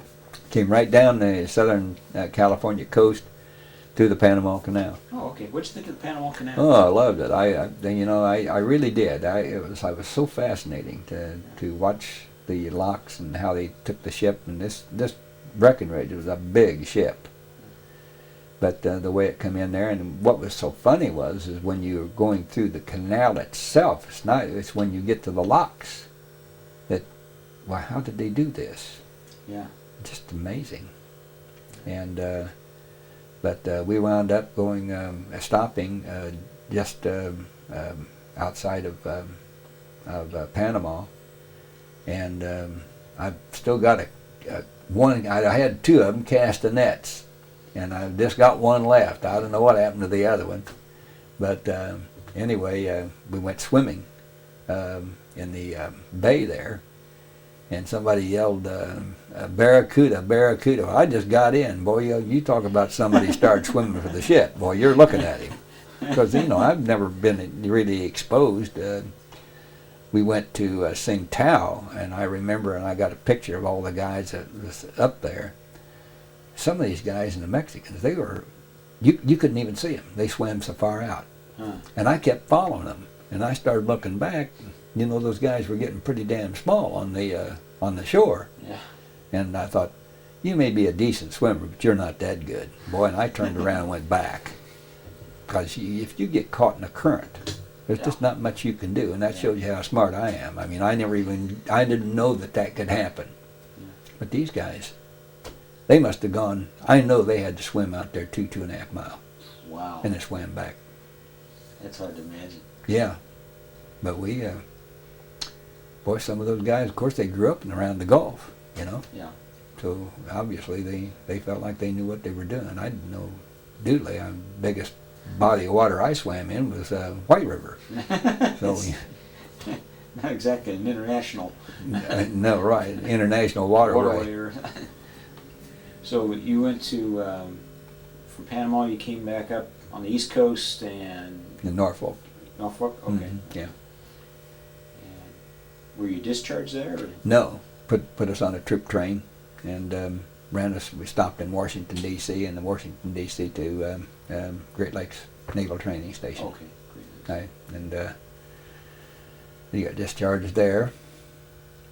I'm trying to think. I looked on that sheet the other day, and I had to sign this thing. My WD-214 is what you have to do to prove to get into the American Legion, Okay. and or the 40 and 8 or any serviceman's organization. Well, I couldn't find my WD-214. Well, hell, the reason I couldn't find it was on the back of my discharge. That's where they used to have them. You know, they put them on the back of your discharge. So I had to take that down and have Terry Newman take the back off of it so I could show them my WD-214. Yeah. And but yeah, I really, I'll have to admit, I'm so glad that I had the opportunity to serve my country. Like I said, I didn't do anything that any other Marine has done, you know, under normal circumstances. And these were not normal circumstances, but they were a heck of a lot better than what some of those other guys had gone through. So, but it was a great experience for me. I'll be honest with you, Don, I hadn't been out. The furthest I'd ever been away from home was when my dad would take us up to Chicago to see the Cubs play. That's the furthest I'd ever been. Well, you talk about a hayseed being out of, being out of his environment. You're looking at him. You saw quite a bit of the world, huh? Yeah, I did, and I have no regrets. I would like to go back, even though it's communist, but that doesn't make them all bad, I guess, as long as they leave us alone. But I'd like to go back and see if the British schoolhouse is still there, and see if there's anything left of what I experienced. And I have a picture in there too of me. They had, and I will forget. We went joyriding one time with a couple of gals, and one was French and the other one was Chinese. And went out there, and here's all these tanks lined up. And they're Japanese tanks. Huh. And McLean out here, he told me, he said, "Boy," he said, "if you could have just bought or just gotten and had them shipped back to this country, said you'd be a multimillionaire today." I'll bet. But I got a picture of me standing in the turret of one of them. Huh. But it was an experience, and one that I wouldn't take any money for. I mean, I'm just so glad I had the opportunity to do it. So you went back, came back, and you finished your last year of high school. Yes. At high school. Yes. At Anderson High School. I was too old to participate in athletics. Yeah. Because I turned 20. I got back in November. Well, I got discharged November the 1st of 46. And I got back, I think, in early October. But my dad wanted me to lay out, relax, all this and that. You've been through a lot and blah, blah, blah. And I said, "Dad, I want to go back to school. If I don't do it now, I may not go back." That's right. And so I went right. In fact, I got back like on a Tuesday, and came in on the old Pennsylvania up here. Yeah. My mom, I was looking for her because she was coming up to get me, because I'd called her from Great Lakes. And all of a sudden, this animal hit me and damn near knocked me down. It was my mom. But she hadn't seen me in 2 years. Yeah. So, but I have absolutely no regrets for doing what I did, and it was a great experience. And you went on to Anderson College. Went on to Anderson College Studying to coach and Okay. teach. Okay. Mm-hmm. I got my Bachelor of Science in Education, Okay. and then I went to South Holland, Illinois, and I was up there for 2 years. Where's that located? It's south of the loop. It's on 117 blocks, I think, Okay. from the loop. Okay. And It was really not Yeah. Chicago. And it was a Dutch community made up of onion sets farmers. They grew onion sets. And at the right time of the year, you could smell it, too. I'll bet. Yeah. I bet you could. Very wealthy people. And I had a great experience at that, too. It was great. Remember any of the players that Yeah. played for you? I got a call from, this has been about 5 years ago, maybe about 4 years ago. I've been out here about 2.5. I'm in the office. I don't know where the secretary was at, but I answered the phone. I said, this fellow on the other end said, I'd like to speak to Mr. O'Neill. I said, speaking. Said, do you remember Billy Sanford? And I said, well, yeah, played third base for me up in South Holland. He said, and he mentioned the other guy's name, and he's the chief of police. The other guy is Arbuckle or something like that. And Billy is a detective for him. He said, well, we've talked about you many, many times. I said, we're just wondering, do you remember Billy Sanford? And I said, yeah. And he said, well, that's me. And I said, well, Billy, God, it's nice to talk with you. I hadn't seen him in, God, 40 years or better. Well, anyway, he said, well, we were talking about you again. And he said, we were just wondering, the fellow by the name of Paul O'Neill that plays for the Yankees, is he any relation to you? Is that your son? And I said, no, but I wish it were. I said, he'd be taking care of Dad now. He got lots of money. And we talked for about 10 minutes on the phone, and I asked him how he was doing, and he told me he got a couple of kids and he's married, and he's a detective on the South Holland Police Department. And that's turned really apparently a little rough. It's gotten a little rough on the south side. But I used to go to Comiskey Park all the time, and we used to have kids, what they call an excursion, where you'd take kids in. So I went with Miss Cook, the principal of the school. And we took the 8th graders in one time to see the Cubs and the Dodgers play. And I'd been telling them about Carl Erskine, and I'd played ball with him and all this and that. We got up there, and I yelled at Carl. He came over and spoke. We shook hands. I think I'm the only one at Wrigley Field was rooting for the Dodgers. Boy, and they eked it out in 10 innings, and I gloated all the way home on the bus.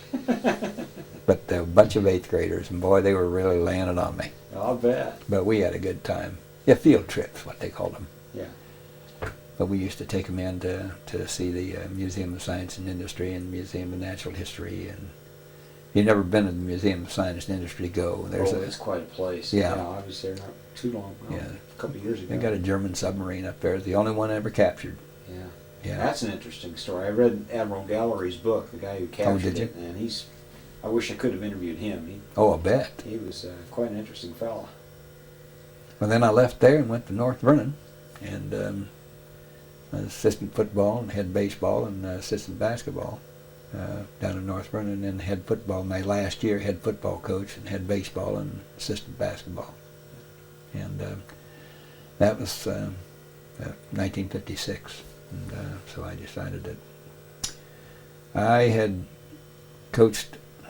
taught 5 periods a day and coached 3 sports, 2 as a head coach, and made $4,600.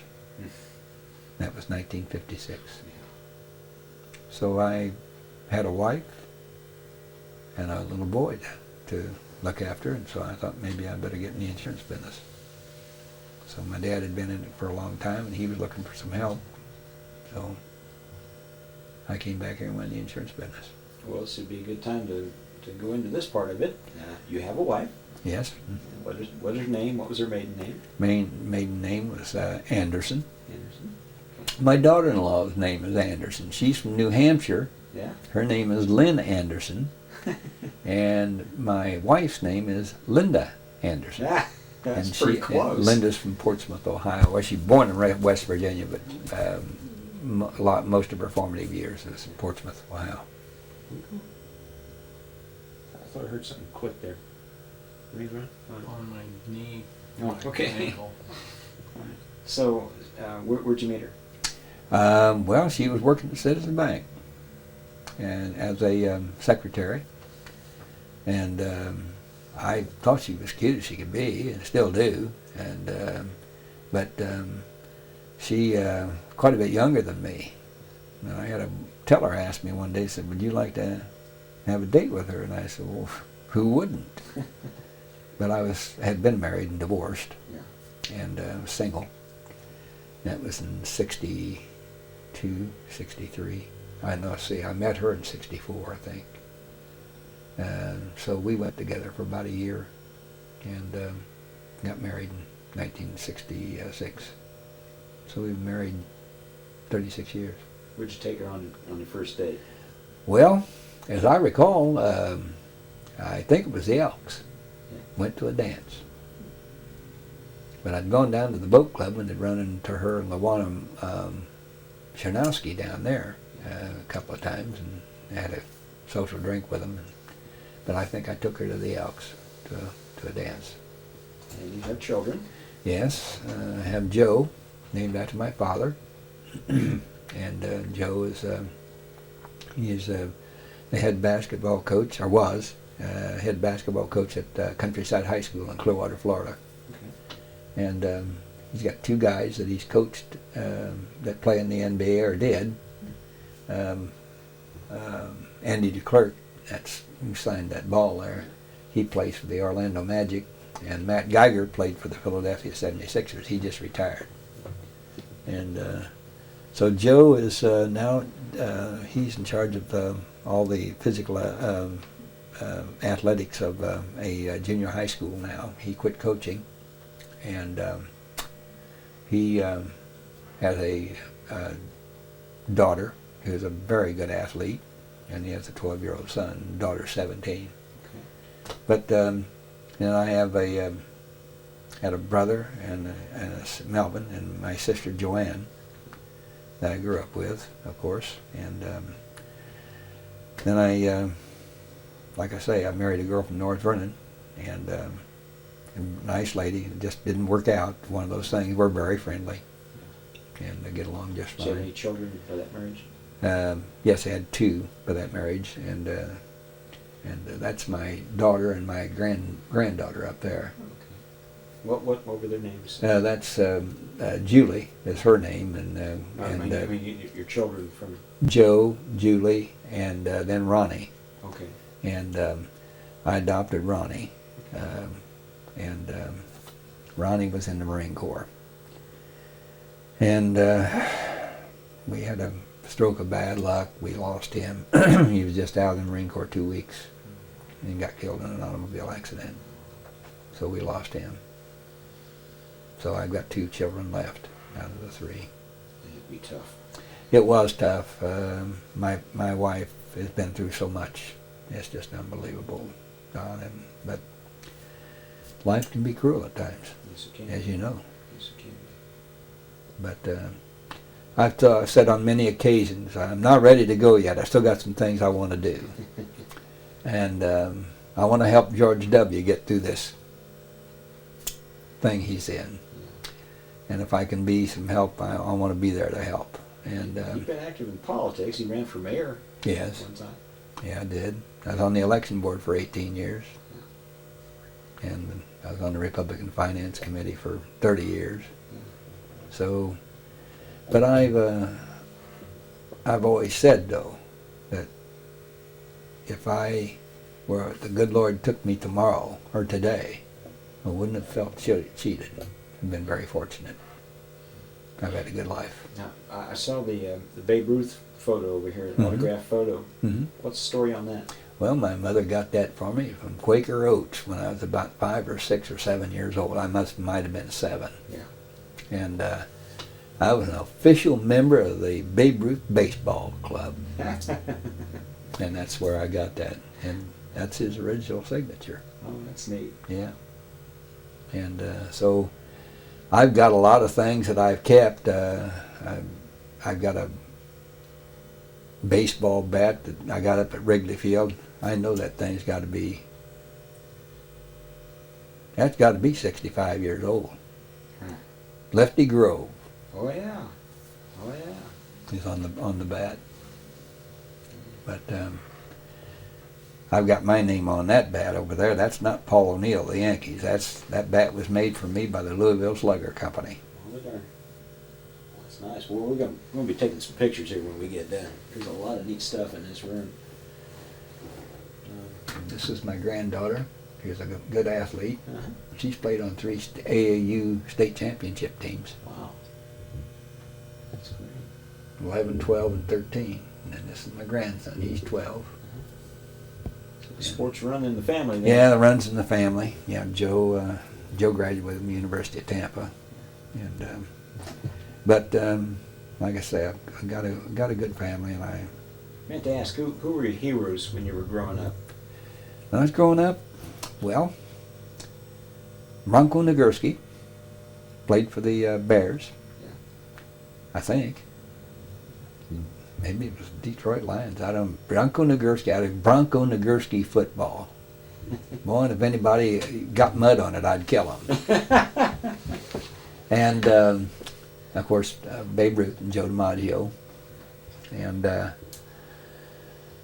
basketball, I guess maybe one of my big heroes was John Wilson. And I played with him. But John I played college ball with him too. He played at Anderson College. Okay. He graduated from Anderson College. So I've never met the man, but he always seemed, from what I've heard about him, he was a pretty decent gentleman. he is. Really He's a nice fine man. fellow. Yeah, he really is. He had a rough life growing up. They didn't have nothing. But I played with his brother too, Raymond, and Raymond was ahead of him in school. But I've had the opportunity to associate and be with what I think is the greatest military outfit in the world, which is the Marine Corps and their special forces and one thing and another. I've been very fortunate, and I love all the guys that's been in the Navy and the Army. This country, you know, they don't owe them anything. They did it because they love their country. That's why they did this. And I've never met anybody that felt like that the United States owes them anything other than if I need some help as a result of my health, then I don't think you owe me, but I think you ought to help me. Right. I think the word owe is not what the average veteran means. Like your mom helped the hobos. Exactly. She didn't owe them Didn't know anything. but it was the right thing to do. But it was the right thing to do. And I think that most of the veterans that I've been associated with down through the years, that's the way they feel, is that I did it because that's what I'm supposed to do. I did it because of my family. I did it because of me, and I did it because I believe in what the United States of America stands for. And if you have that strong enough feeling, then you'll die for it. Nobody wants to do that, but do what you need to do. Well, why don't you go ahead and just hold on to that microphone box here, and why don't you show us some of the things that you have around the room. Just Okay. just Do that. carry it with you. That'll Okay. keep you attached. Now I see you have a Sagamore the Wabash. Yes. Mm-hmm. That is, what's the story there? Governor Orr, my wife and I were his coordinators, and we supported him when he was lieutenant governor, and then we was Madison County coordinators when he ran for governor. Okay. He was two-time governor of Indiana, and he thought we did a good job for Madison County, which is basically, for all intents and purposes, a heavy Democrat, and he won Madison County both times. So that's how we happened to get that. Wow. So what do you know about Governor Orr? What would you tell folks about him? Well, I thought Bob Orr was a good governor. I thought he did a good job, and he is always a gentleman, always a gentleman. I never saw him once ever intoxicated. I never saw him out of line. Yes, he'd have a social drink, but I thought he was a good governor. He followed Governor Bowen, who I thought was the best governor the state of Indiana has ever had. Governor Bowen, Doc Bowen was great. Yeah. Well, I always was impressed by Governor Orr. I always thought he was a pretty decent fellow. Absolutely. He always was nice to Linda and I, and he was always telling me how pretty she was, and he didn't have to tell me that. I knew that. I see you're also a Kentucky colonel. Huh? Yeah. There's a story there. You didn't sell chicken, did you? No, sir. Louis B. Nunn. I had a good friend of mine, David Heinz, who's deceased now, but David had played some golf with Governor Nunn a couple of times, and told him, I said, I'd like to be a Kentucky colonel. And so one day I got that in the mail. That's an honest way of, that's exactly how it happened. So Governor Nunn made me a Kentucky colonel. And then the plaques on the wall, those are for... well, this one here is the 50th anniversary. The 50th anniversary. 1946 state title. Yeah, state title. And although I wasn't on the team, Mr. Cummings always felt like that I was deserving. Huh. So I got the same thing they got. And that's the Hall of Fame banquet there. Okay. And that's for the state championship. And that's not the trophy that they got, but John Wilson gave that to me and the team. Ah. They presented that to me. Yeah. Well, let's go up to the picture of your high school athletics, I assume. Yeah, that's a 1945 picture of me on the Indians, and that's that picture there was taken in 1944 of me kicking a football. And that's a cartoon drawn by Tom Moreland, and he used to call me Hose Nose because I was always, for some reason or other, my nose was getting in the way. So he always, he drew that picture of me running there. Well, you probably ran so fast they couldn't take regular photographs of Well, I'd like to think that, but there's a lot of guys I couldn't beat. Let's put it that way. Let me know if I'm getting too far ahead of you here, Steve. Yeah. Okay. Let's go over to the one with the American flag on it. That's my father and his two brothers, and that's my father in that picture there. But that article is out of the Indianapolis Star. Okay. And it says, "Sister awaits the return of three brothers from World War I." Okay. And that's what that is. And that flag is a flag with 48 stars. Yeah. And that insignia up there with the rifles crossed, that's my dad's. And then there's some coins, the German coins. And then this cross here was given by the British government to my Uncle Bill for bravery. Oh, okay. And yeah, it's interesting how the German cross and the British cross look so much alike at that time. Have you noticed that? You get them. I thought it was You a get a German cross. cross. Yeah, I thought it was a German cross at one time, and it's not. It's was given to my Uncle Bill for an act of bravery by the British government. Okay. May have to throw another tape in. We'll see how we're done. Stop there. Yeah, this is a Pacific Asiatic medal right here. And that's the World War II medal, and this one here is the China medal. And that was the only medals that I was entitled to. Believe it or not, I thought I was going to be entitled for what they called a Good Conduct Medal. Yeah. You have to been in by, I think you had to be in by at least 3 years to get the Good Conduct Medal. Oh, really? Something like that. Yeah, which really surprised me. It's 3 years or 2.5 years or something like that. It's a long time to be on your best behavior. Yeah, no kidding, it is. And that baseball over there, that's from the a all-star baseball game that I played in, and it was given to me by my commanding officer, Captain William N. Case. And there's a Chinese coin down there, and then there's a marksmanship medal, and then there's a medal for the Guadalcanal 1st Marine Division medal, and then the other things are off of my uniform. Okay. Well, let's see. We're kind of swinging around this way now. Can you get it? Okay. Okay. This is the U.S. General. This is the USS Starlight, and that's a Liberty ship that they built so many of, and such. I think they were turning out one a day. Wow. And that's the thing that overwhelmed the enemy is the amount of shipping, and we could build them faster and they could sink them, and that's a fact. Yeah. You said how many planes did this shoot in? If you look up here, 5? you have to look real close, but up here on the superstructure, you'll see 5 Japanese flags. And this ship, believe it or not, this Liberty ship shot 5 Japanese aircraft down. Can you get in on that? Yep. You can see the flags? Mm-hmm. Wow. This is a good camera. Okay, now the one below it was the one you came back And that's on. that's U.S. General J.C. Breckinridge, and that was a passenger liner prior to this being turned into a troop ship. Much better. Much better. Let's get the Babe Ruth picture.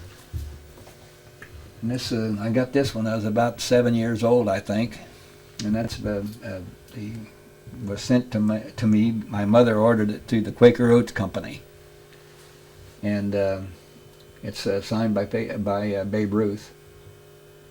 And I was an official member at 7 years old of the Babe Ruth baseball team club. Tell them what it says there. Who was it? It says here, presented to members of Babe Ruth Baseball Club, Quaker Oats Company, makers of Quaker puffed wheat and puffed rice. I mean, what he signed there. What's the signature there? It says, signature is, to my pal, from Babe Ruth. You were pals with Babe Ruth? I was pals with Babe Ruth. So he actually signed that? It's not Yes. just a printed thing? No, he signed it. Wow.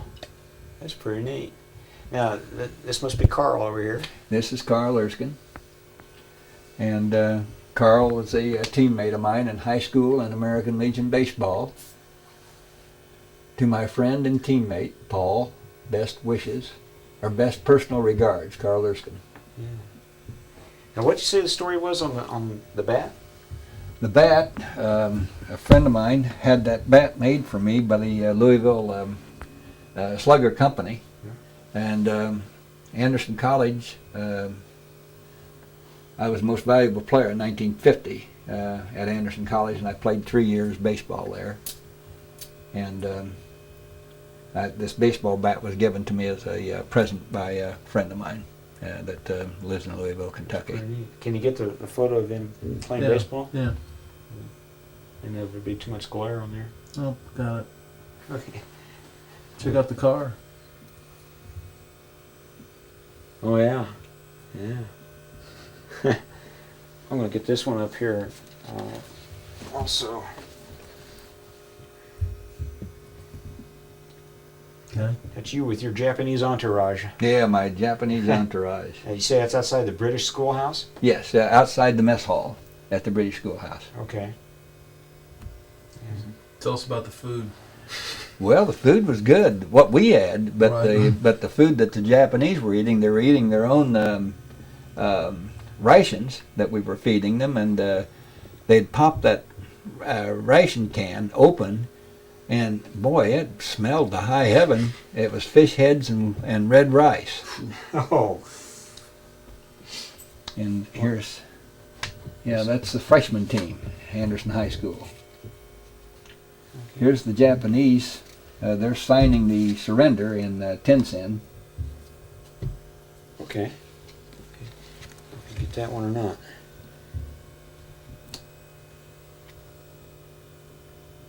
Yep. Got it. Well, that's a picture of me and my uniform. That was taken in North China. Okay.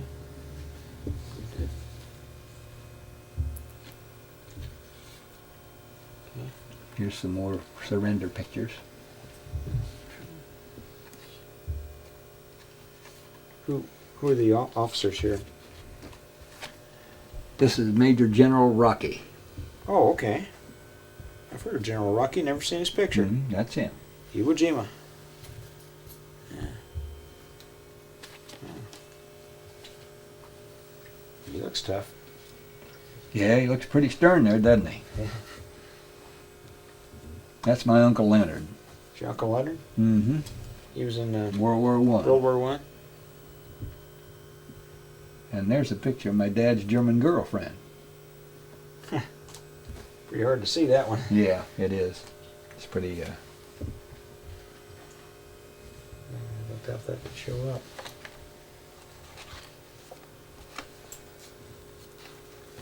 Well, you got some neat stuff here. oh, here's the British schoolhouse. Oh, okay. Yeah, we're talking about the British schoolhouse in this. Can you?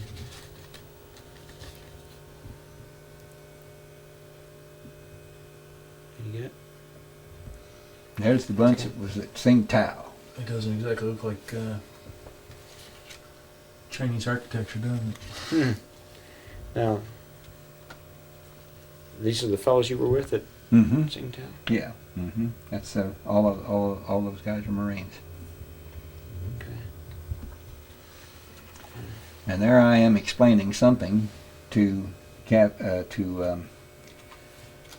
gosh, what was his name? Captain Sanders, I think. And there I am in my bunk.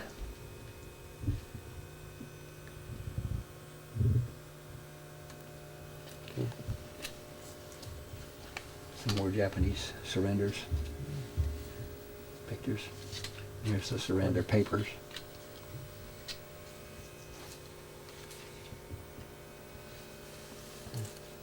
That's quite a stash of stuff here. Is that General Rocky? That's General Rocky signing for us. The surrender papers. Unconditional surrender. Yeah. Bet he was ready to go home. Oh, boy, without a doubt. Yeah. Well, let's go ahead and why don't you go ahead and sit down. We'll finish up here. Okay.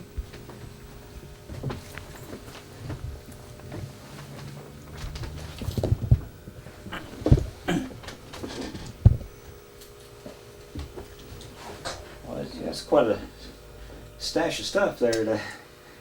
Interesting. Yeah, well, thank you, Don. Interesting. Thanks. I do truly appreciate the interest and the effort that you guys are making on behalf of the American veteran. I want you to know that. It's something that's being lost. People need to know not just the experience, but the culture as well. Because there was a lot of strength in this generation. It's not what they faced, it's how they faced it.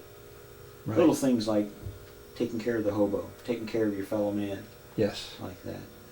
And not expecting anything And in not return. expecting anything in return. Right. Exactly.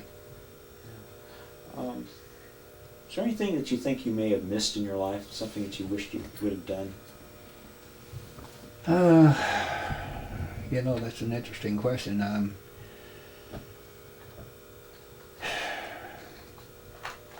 The only thing that I can think that I might have missed as far as my life is concerned is the fact that I wasn't able to be around my children all the time. It's been a tremendous father-child love affair.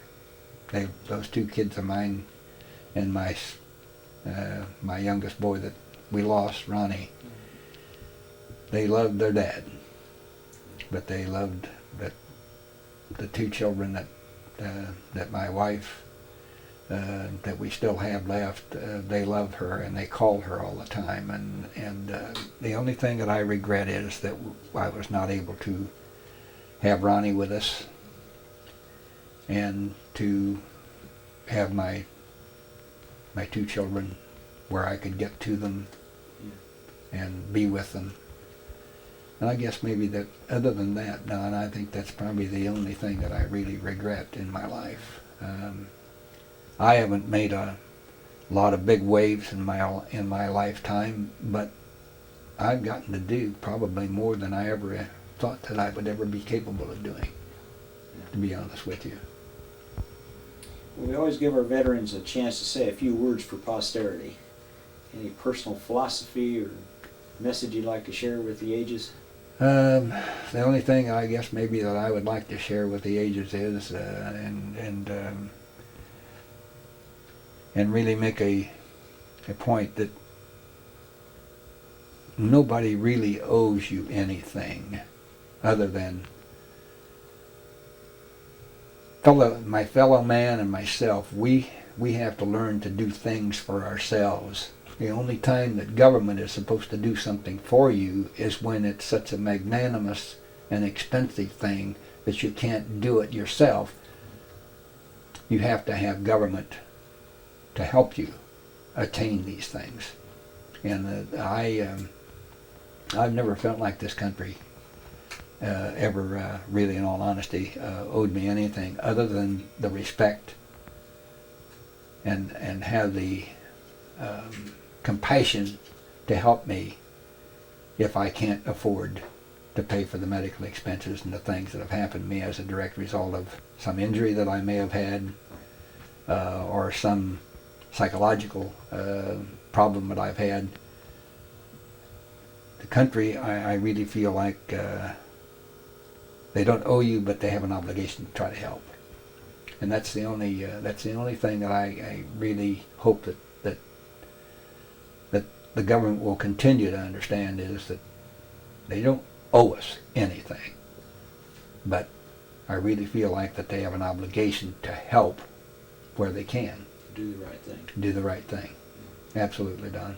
And but I still say, and will always say, we live in the greatest country that's ever been devised in the history of man. And no, it's not perfect. And yes, life can be very trying. It's been very trying for me.